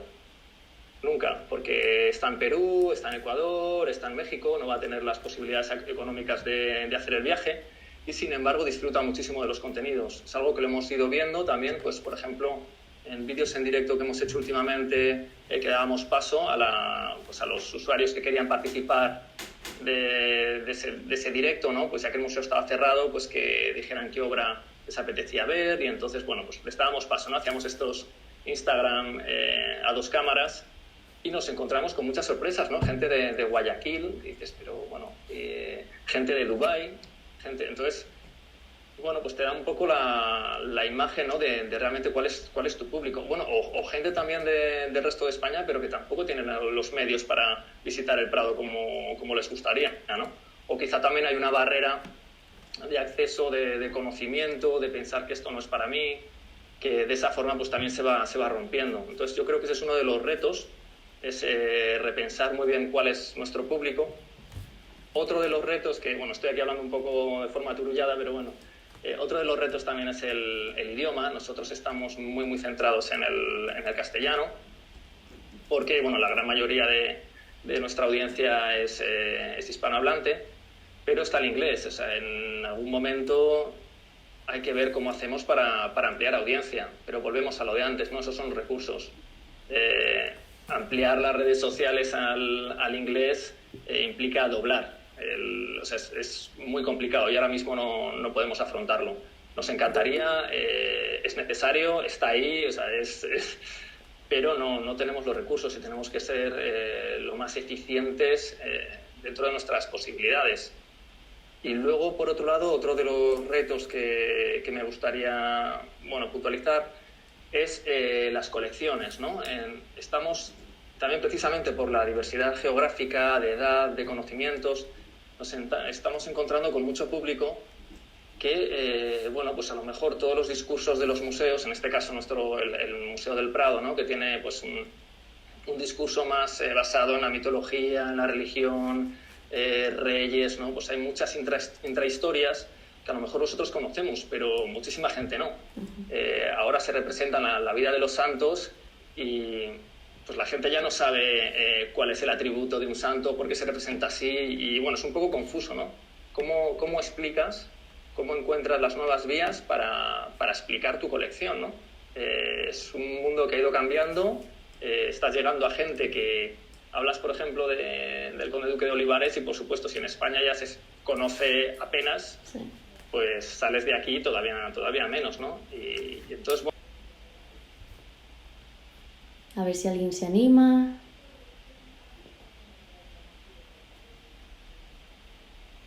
¿O tenéis alguna pregunta para alguno de los participantes o sobre cómo es su día a día? A mí me gustaría lanzar una pregunta en general, tanto a los participantes, a los que habéis hablado, como a la gente que nos está escuchando en general. Hemos hablado, Clara, por ejemplo, ha hablado de la importancia de la analítica digital, y con nuestra experiencia con la encuesta, que ha sido un poco triste, sinceramente creíamos que íbamos a sacar más conclusiones que esto, queríamos ver un poco, a lo mejor por ámbitos de edad o algo, si podíamos realizar una estrategia de la gente que nos seguía, pero no ha dado los resultados que queríamos. Claro, nos faltan cosas que, por ejemplo, el Big Data nos podría dar. Obviamente ahora mismo ninguno de nosotros tenemos acceso a hacer analíticas con Big Data, pero si los tuviésemos, ¿querríamos hacerlo? ¿Os parecería adecuado? ¿No? ¿Sería una herramienta? ¿Sería algo que...? No sé. Yo creo que yo tengo ni idea de Big Data, por supuesto, pero vamos, creo que analizando las estadísticas de las redes sociales se extrae muchísimas conclusiones, y tengo una sensación, no sé, ahora mismo no estoy trabajando en ningún museo, pero creo como que en los museos se va tan al día, ¿no? Se publica tan sobre la marcha, que muchas veces no hay tiempo de pararse a analizar esas analíticas y ver cómo están resultando los contenidos que se comparten, ¿no? En redes sociales. Igualmente, en cuanto a las estrategias de email marketing, por ejemplo, los programas de email marketing te dan unas analíticas buenísimas sobre quién está viendo tu correo, qué tipo de persona es, qué edad tiene, temas demográficos, por no hablar de la página web, ¿no? Toda la información que nos da Google Analytics es vastísima, es enorme, ¿no? Y nos también da muchísima información de qué páginas están visitando más, de dónde nos viene el tráfico, es tráfico orgánico, es tráfico pagado, ponernos objetivos, en cuanto a... O sea, creo que hay tantísimo por analizar en el medio digital, y hay tantísima información de tantísimo valor que se puede extraer del medio digital, que solamente con hacer ese trabajo cada mes podríamos definir una estrategia mucho más dirigida, ¿no? A nuestros objetivos. O sea, si no hay profesionales digitales en las áreas de comunicación, ¿cómo va a haber dinero para Big Data? O sea, ni me lo plantearía, ¿sabes? Pero creo que hay muchísimo dato, muchísima información en el medio digital sin llegar al Big Data, que se podría utilizar para hacer estrategias digitales tanto en redes sociales como en email marketing, como en la página web, mucho más enfocadas y dirigidas a objetivos concretos.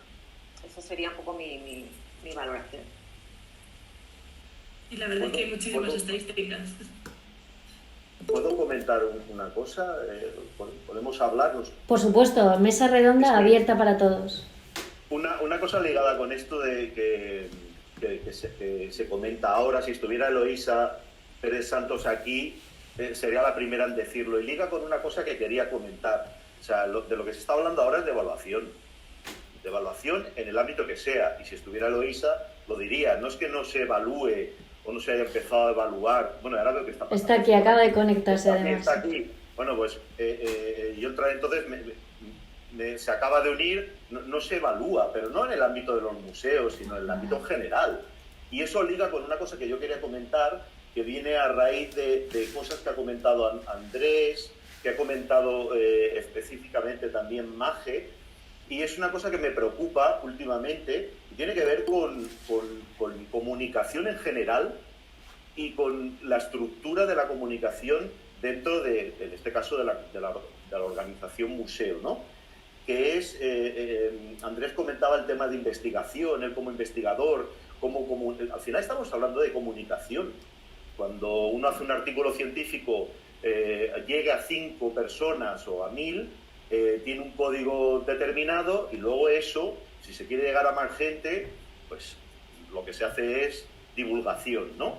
Y eso liga con una cosa, no sé si en el Museo del Greco, porque lo puse en algún artículo como ejemplo, de lo que para mí tendría que ser un departamento de comunicación global, en que todo está dentro. La gente, llámese departamento de mediación cultural, difusión, los conservadores, que esos que son los generadores de contenidos estuvieran junto con los que al final comunican eso, porque estamos hablando de la proyección comunicativa del museo al exterior. Y digo una cosa que decía Magi, antes se ha comentado, ¿no?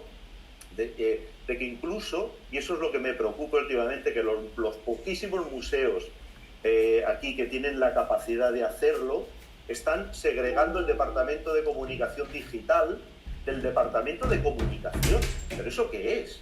O sea, es que me parece algo insólito. Yo ya reclamaba que se integrasen, ¿no?, esos departamentos de mediación con los de comunicación, o que hubiera una relación mucho más fluida, y ahora lo que me estoy dando cuenta es que incluso lo que se está generando en los poquísimos que pueden es un departamento de comunicación digital que hace su propio trabajo, sus propias batallas en paralelo al departamento de comunicación que ya existía, ¿no? Y bueno, o sea, a mí es una cosa que me preocupa desde el punto de vista que yo lo veo, ¿no?, que desde fuera como investigador. Y tiene que ver con lo que decía Javier, no me acabo de explicar bien. No era que utilicen el tema de la foto, ahora no es motivo de debate, era un ejemplo de ese tema del tono, que es importante, ¿no? Y no voy a dar el nombre, pero es que era un tono muy característico en redes sociales, y si a día de hoy se utiliza, que es un error y ya se ha comentado, se utiliza como una estrategia, que es un error, para que la gente vaya al museo, lo que luego se encuentran son textos de sala que le hablan de usted a esa persona. Obviamente aquí tenemos una dislocación, una doble personalidad, que es un peligro. Pero volviendo a lo que decía, a mí lo que me preocupa es eso, ¿no?, que cuando haya la capacidad de crear y de dotar un departamento de la parte digital como Dios manda, que no se olvide que estamos hablando de la proyección comunicativa al exterior, y que eso tiene que ir de la mano de otros compañeros que se dediquen a otro tipo de cosas, ¿no? Bueno, luego, claro, viendo la realidad a día de hoy, cuando una persona, solo una persona, es la que está trabajando todo eso en un museo con tanta actividad tan importante como el Prado, obviamente es evidente el camino que queda por recorrer, ¿no? Pero que no se olvide eso, ¿no?, que comentaba más el tema de prensa. Bueno, es que ahora con la aparición de redes sociales, la persona que se dedicaba a prensa tiene que poner el foco en todos estos nuevos especímenes de influencers, prescriptores culturales, porque ya forma parte de su trabajo, ¿no? O sea, que ojo con ese tipo de cosas, porque a mí personalmente me preocupan. Santos, perdona, ¿puedo intervenir? Sí, sí, Solo sí. para comunicación digital, o sea, la posición que yo tengo está dentro de comunicación. O sea, comunicación es el departamento es comunicación. O sea, y dentro de comunicación está prensa, hay una parte dedicada a vídeo, una parte dedicada más a publicidad, y luego, bueno, parte que es más redes sociales, pero también parte de analítica web y demás. Bien. Pues justo se conectó Eloisa Pérez Santos. Eloisa, no sé si quieres conectarte y responder a lo que Santos mencionaba. Si no, seguimos con las preguntas del público. No sé si... Hola Eloisa, bienvenida. ¿Qué tal? Hola, ¿qué tal? ¿Cómo estáis? Pues mira, daba la casualidad que estaba toda la mañana intentando conectarme, pero justo me he conectado cuando estaba hablando Santos y estaba nombrándome, ¿no? Entonces, bueno, yo estoy de acuerdo con lo que estabas diciendo, ¿no? Hay falta de evaluación y sobre todo lo que me preocupa es que a veces la evaluación está muy desconectada entre lo que es la evaluación digital, de toda la comunicación digital, de lo que es la experiencia del público en sala. Y no lo digo yo, lo dice una persona tan importante en este tema como Elena Villaespesa, que no tiene ningún sentido hacer una evaluación de las redes o de la presencia digital en el museo sin tener en cuenta también la conexión de ese tipo de experiencias con la conexión del visitante presencial, ¿no? Entonces yo creo que esto también está conectado. Es verdad que yo creo que uno de los problemas de los departamentos de los museos que a veces están muy desconectados entre sí, y yo creo que la evaluación lo que debe intentar es conectar todos estos departamentos, porque al fin y al cabo estamos hablando del público, no todo tipo de públicos. Nada más que quería decir esto, no quiero intervenir mucho más y bueno, y daros la enhorabuena por estas charlas que son verdaderamente muy, muy interesantes. Gracias, Eloisa. Pues si os parece voy a plantear una de las preguntas que han hecho a través del chat, Elena Escudero Olmo, que quiere preguntar sobre el miedo en general en los museos a abordar temas conflictivos, en los que hay una gran corrección política, lo que se comentaba de la supuesta neutralidad. Pues abro la pregunta tanto al público como a los participantes del encuentro, si queréis comentarlo. ¿Empiezo yo entonces? Sí, por supuesto. Sí, yo estoy de acuerdo. Yo creo que sí existe un miedo a tratar ciertos temas y más que miedo a lo mejor es un reparo a que llamen la atención porque formamos parte de la administración pública y bueno, se supone que somos institución y la respuesta tiene que ser institucional y entonces tiene que ser un tono muy formal, etcétera, ¿no? Pero además del tono, que lo que comentaba Santos, también no se abordan ciertos temas porque son conflictivos. De hecho, yo puedo poner el ejemplo en mi propio museo, ¿no? O sea, en el Museo de América hay temas que no se abordan y que son fundamentales para entender América. La esclavitud, por ejemplo, ¿no? Y ese tema no se aborda porque es un tema polémico. El colonialismo está de moda ahora y por supuesto que, bueno, estoy hablando de una exposición que ya tiene 25 años, ¿eh? Pero bueno, en las redes se pueden hablar de todos estos temas, porque la exposición permanente, es lo que decía antes de la parte física, ¿no? Tiene otros tiempos, evoluciona de una manera muchísimo más lenta. Nosotros no podemos cambiar la exposición permanente de un día para otro, ni en un año ni en 25 que lleva, ¿no? Y las temporales pues duran lo que duran y también tienen un proceso, ¿no? Mientras que las redes sociales pueden estar muchísimo más al día, ¿no? Y abordar todos estos temas que yo creo que efectivamente desde ahí es desde donde se podría, ¿no? Ofrecer pues bueno, la visión del museo. No se trata de opiniones personales, porque yo creo que esto no es tampoco, pero sí que el museo tiene que tener una posición en ciertos temas, pienso. Una de las cosas que nos ha salido en la encuesta y que a mí me ha gustado mucho, la verdad, es que de los 3 tonos que habíamos puesto como posibles, coloquial, los 2 dependiendo del momento, serio, 608 personas nos han contestado. Solo 22 querían tono serio. Y eso que de entre las opiniones sí que había algunas opiniones un poco más conservadoras en cuanto a la función de los museos y demás. Entonces, y también en los otros mensajes que se podían dar en las redes del museo, el tema social, en todos los casos nos decían que bien, que adelante, la mayor parte de la gente que nos ha contestado quiere que hablemos de esos temas. Entonces, también es otra parte del debate, ¿no? Si nos lo están pidiendo, puede que menos que otros temas, es cierto, que había ciertos temas como el personal que más gente prefería que se hablasen de ellos. Pues, ¿por qué no? Telefonillo. Si alguien más quiere intervenir, lo cierto es que si el público... Me gustaría... Sí. Plantear también una cuestión de legitimidad. ¿Quién está hablando? El museo, pero ¿qué es el museo? Claro. Está hablando el museo, está hablando el director, está hablando un conservador, está hablando... Hay que tener cuidado con eso, ¿no? O sea, el director, por supuesto, sobre todo pues a través de programa de exposiciones, de actividades y tal, pues sí que va marcando una línea, ¿no? Pero hay que tener un poco cuidado con pues eso, ¿no? La legitimidad. Y luego ver a qué público te estás dirigiendo. Por supuesto, yo creo que son temas que hay que abordar porque un museo, para que tenga sentido, tiene que ser relevante para la sociedad y estos son los temas que interesan ahora a la sociedad, pero bueno, pues hay que tener cuidado un poco, ¿no? También con estos temas, sobre todo para ver quién lo dice. esa es la... Claro, en definitiva las redes sociales no son más que el último eslabón de un montón de niveles y hay que responder, pues en el fondo estamos un poco maniatados por las directrices que nos vayan viniendo desde arriba y hay ciertas, o sea, esa censura que hablábamos al principio, pues es que en cierto modo sí que existe, hay que tener mucho cuidado y es una pena porque la reflexión crítica es al final lo que nos hace museos y estar conectados con nuestra sociedad. Voy a dar turno a Marta Peinador, que quería hacer algunas reflexiones, así que Marta, cuando quieras, abre micro y cámara y te escuchamos. Hola a todos, ¿me oís? Sí.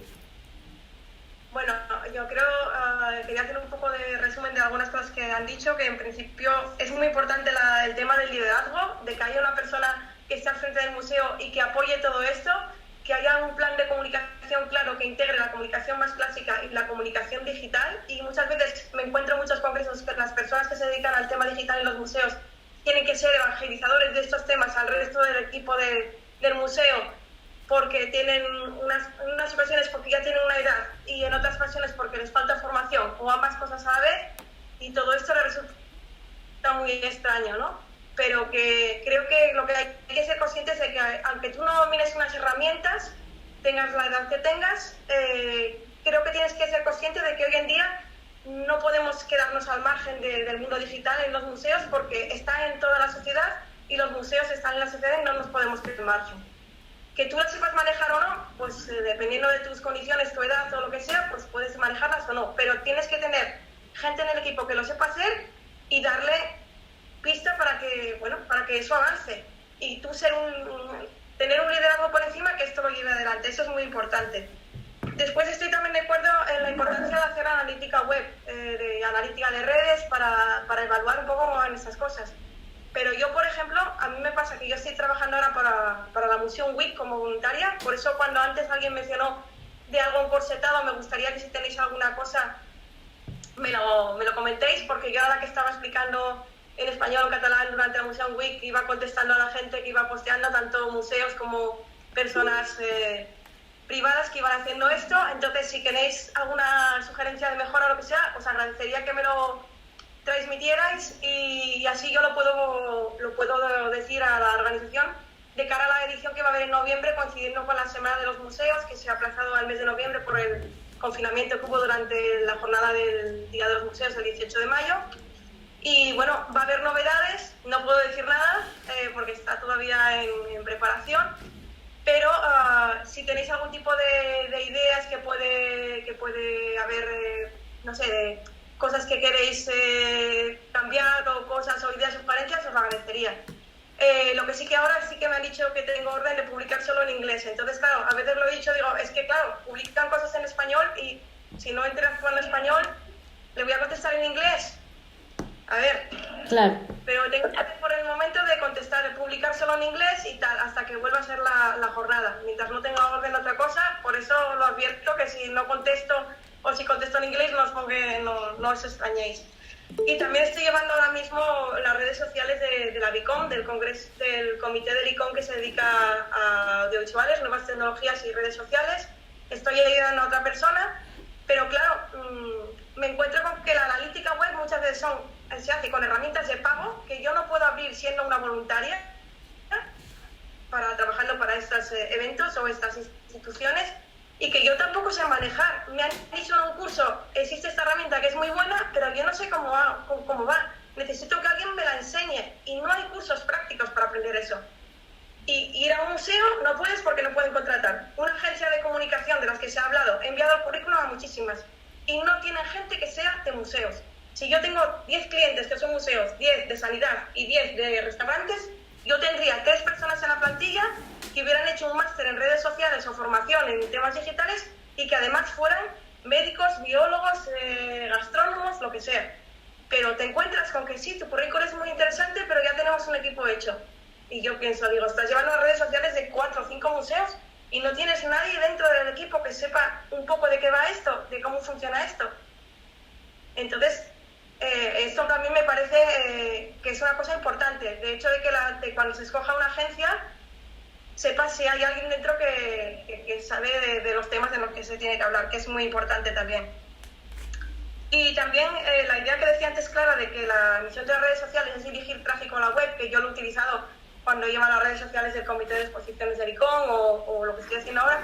Claro, pero ¿cómo está esa web? A veces esa web no la actualizas tú, sino que la actualiza otra persona, y decirle a esa persona quien lo lleva, que lo actualice, es un trámite lentísimo y, claro, eso está condicionando tu trabajo, porque tu trabajo depende de que esa web también esté bien actualizada.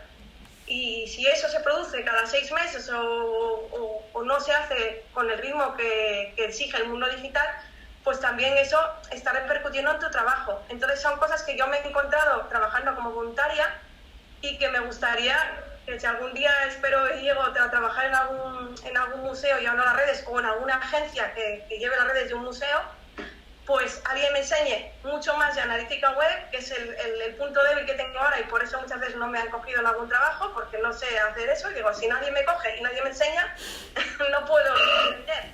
Y creo que es fundamental que la gente se fije en esto para poder mejorar la estrategia pues desde la estrategia digital, la estrategia de contenidos, en fin, todo. Si analizas, es como puedes pues tomar decisiones, y esto es algo que he visto en Museos and the Web cuando he acudido allí también con una beca, que la gente allí en Estados Unidos y en Inglaterra lo tiene clarísimo. Primero analítica, y a raíz de eso hay una serie de conclusiones y con eso se toman unas decisiones.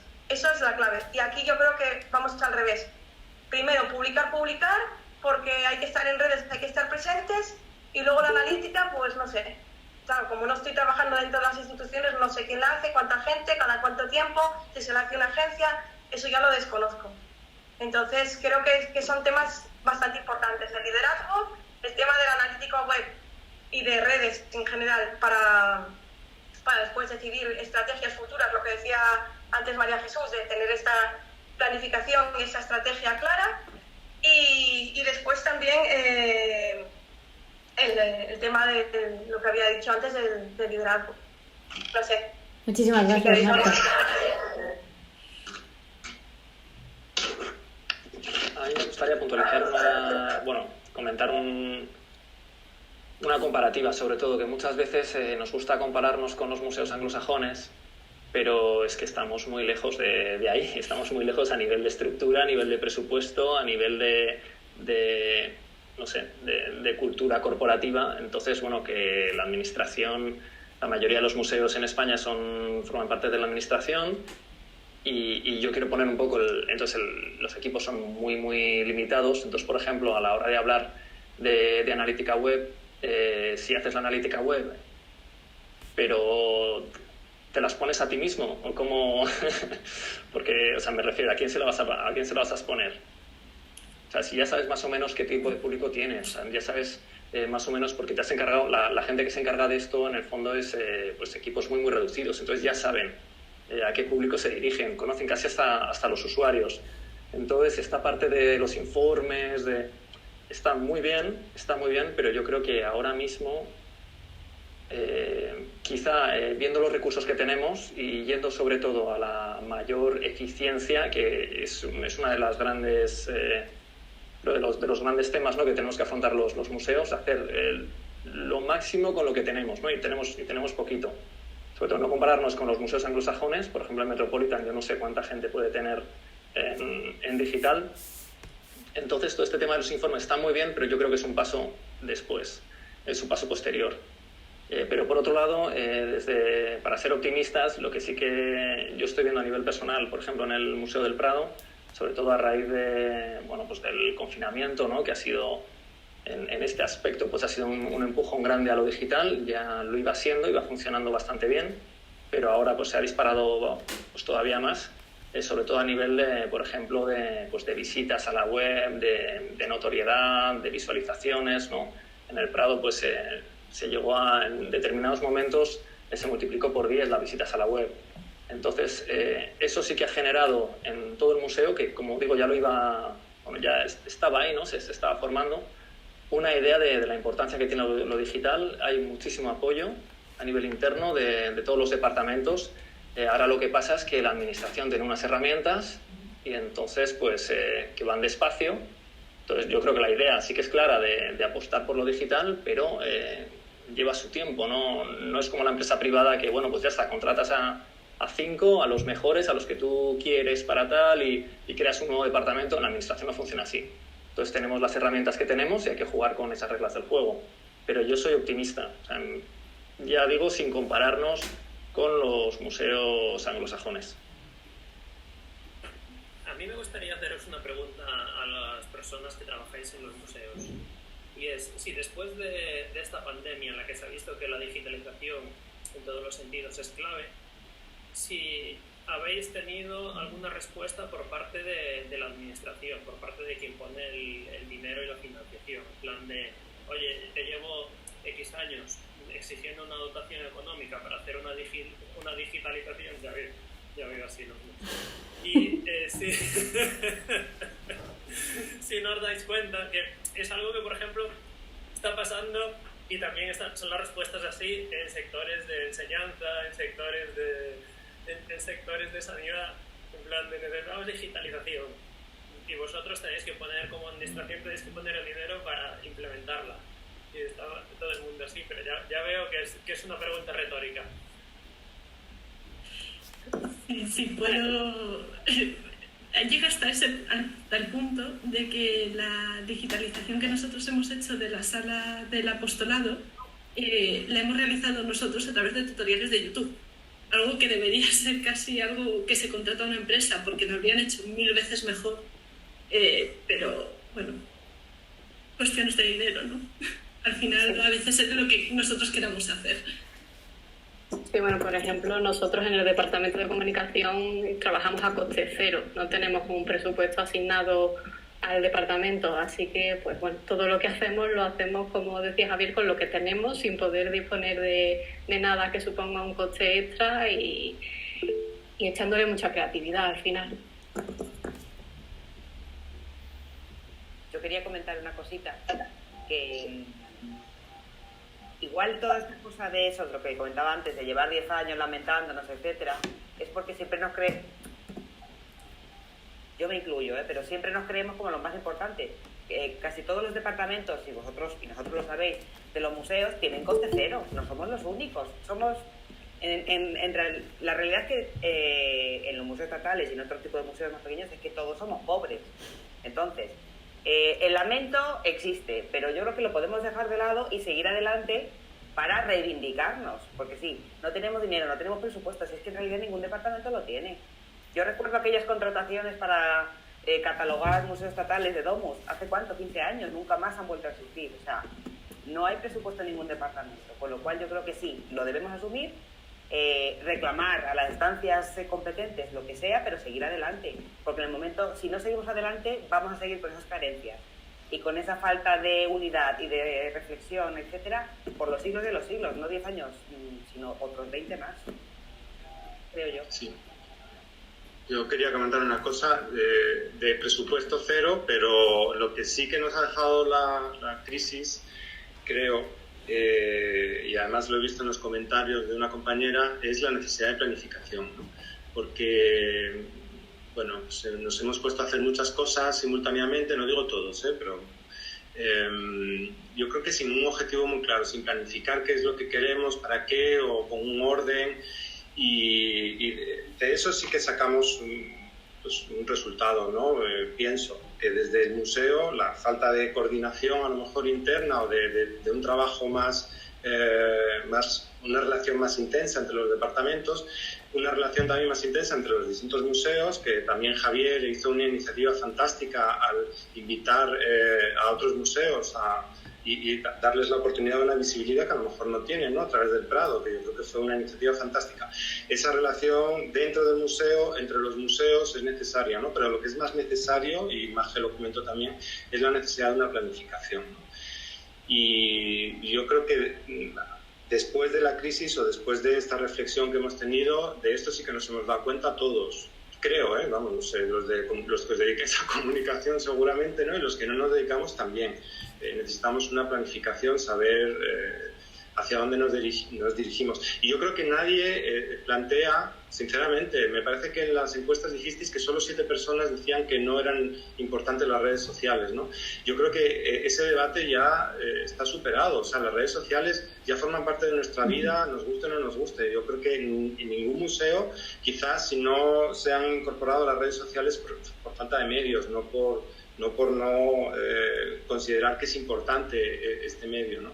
Pero ese es un debate que yo creo que ya no está. Ahora el debate es qué hacemos con las redes, ¿no? Y como planteabais en el encuentro, es cómo comunicar, ¿no? Que yo creo que es lo importante, y aquí es donde vosotros tenéis que decir cómo. Nosotros diríamos a lo mejor el qué, pero el cómo es cosa vuestra.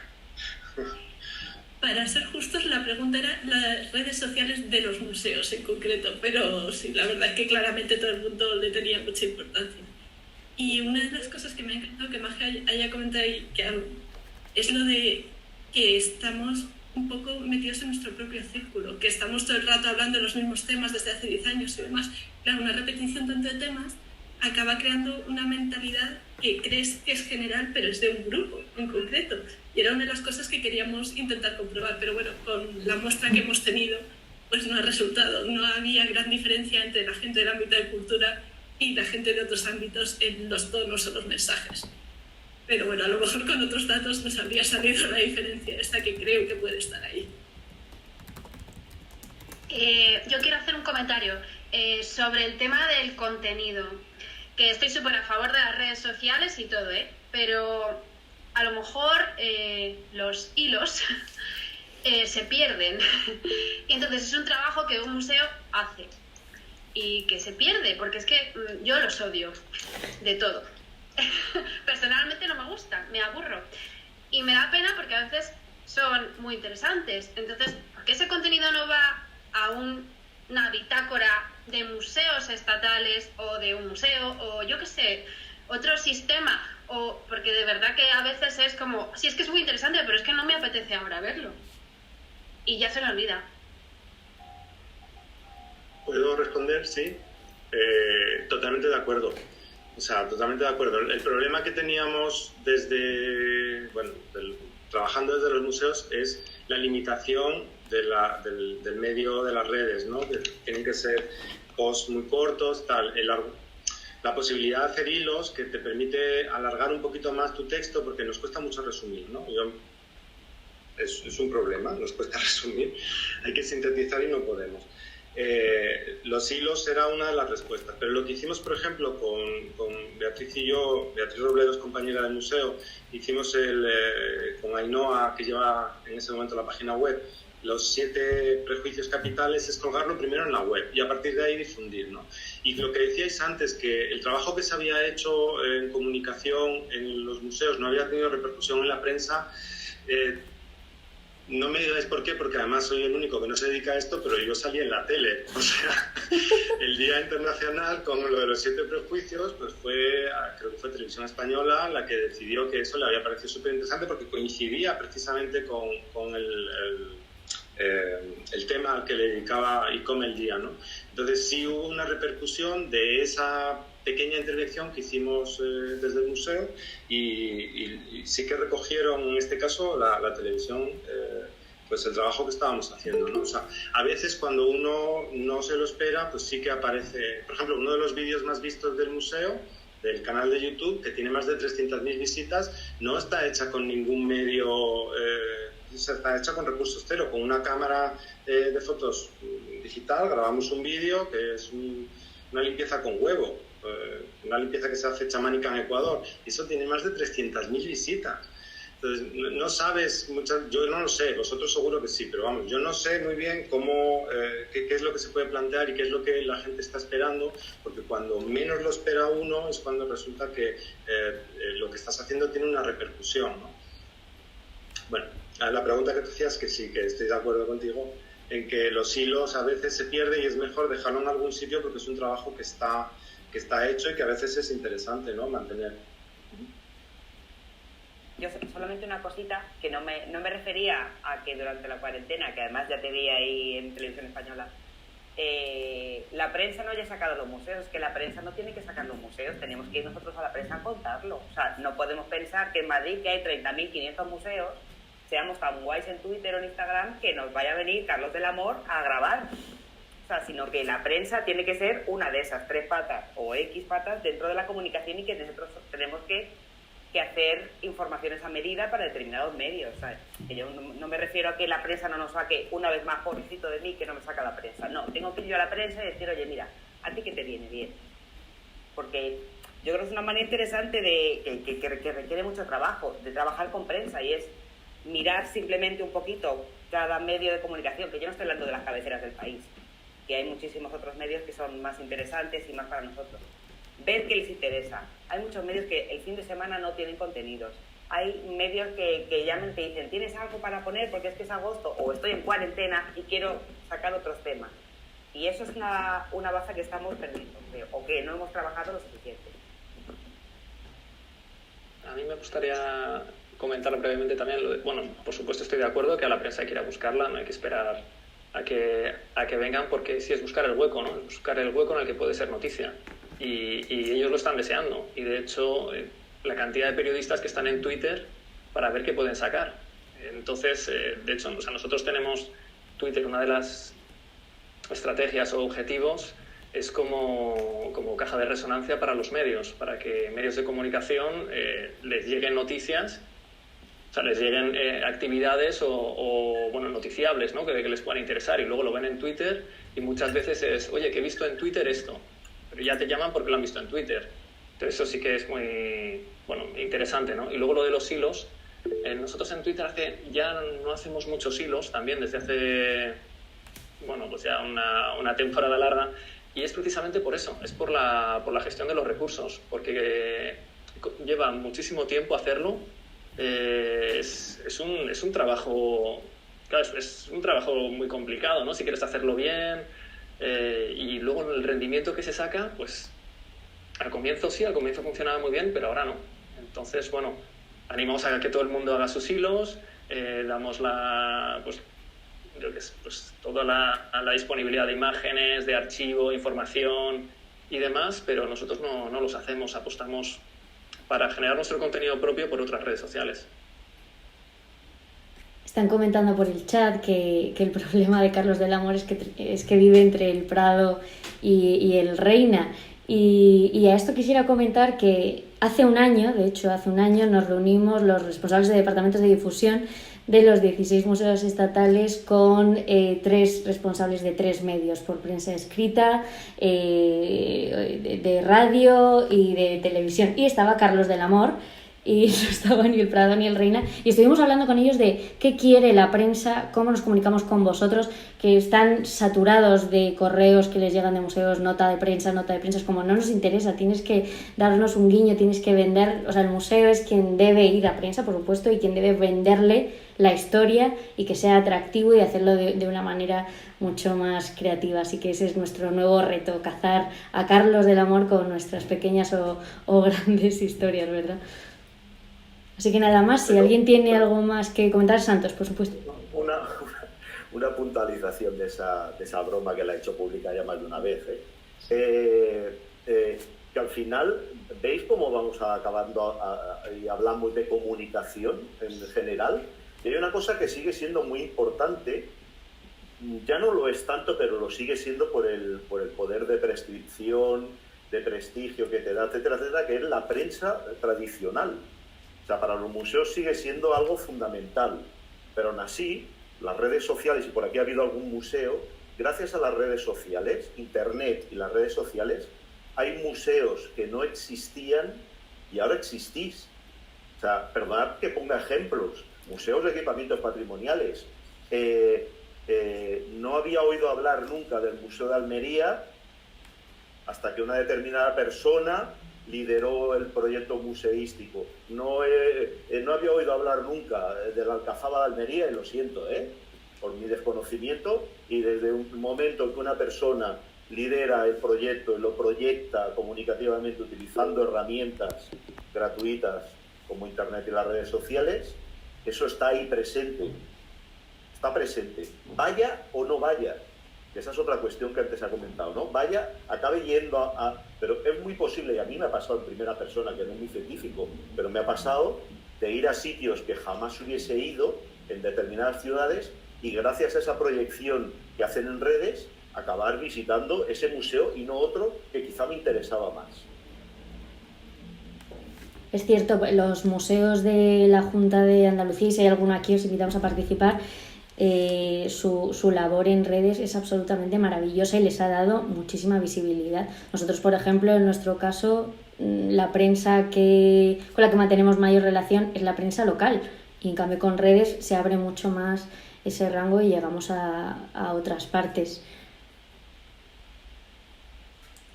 Si alguien más quiere intervenir, yo creo que el Museo del Greco, excepto a principios de siglo con las revistas ilustradas, que ahí sí que teníamos prensa de todos los países, normalmente nos centramos en la local.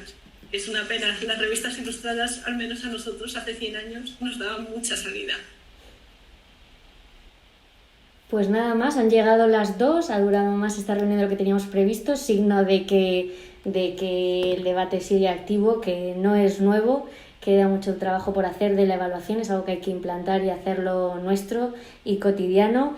Y nada más, muchísimas gracias a todos los que habéis participado, ha sido un verdadero honor y que nos veamos pronto y que sigamos debatiendo con nuevos retos y con nuevos resultados en nuestras redes sociales y en la comunicación digital y no digital. Un saludo a todos. Muchas gracias.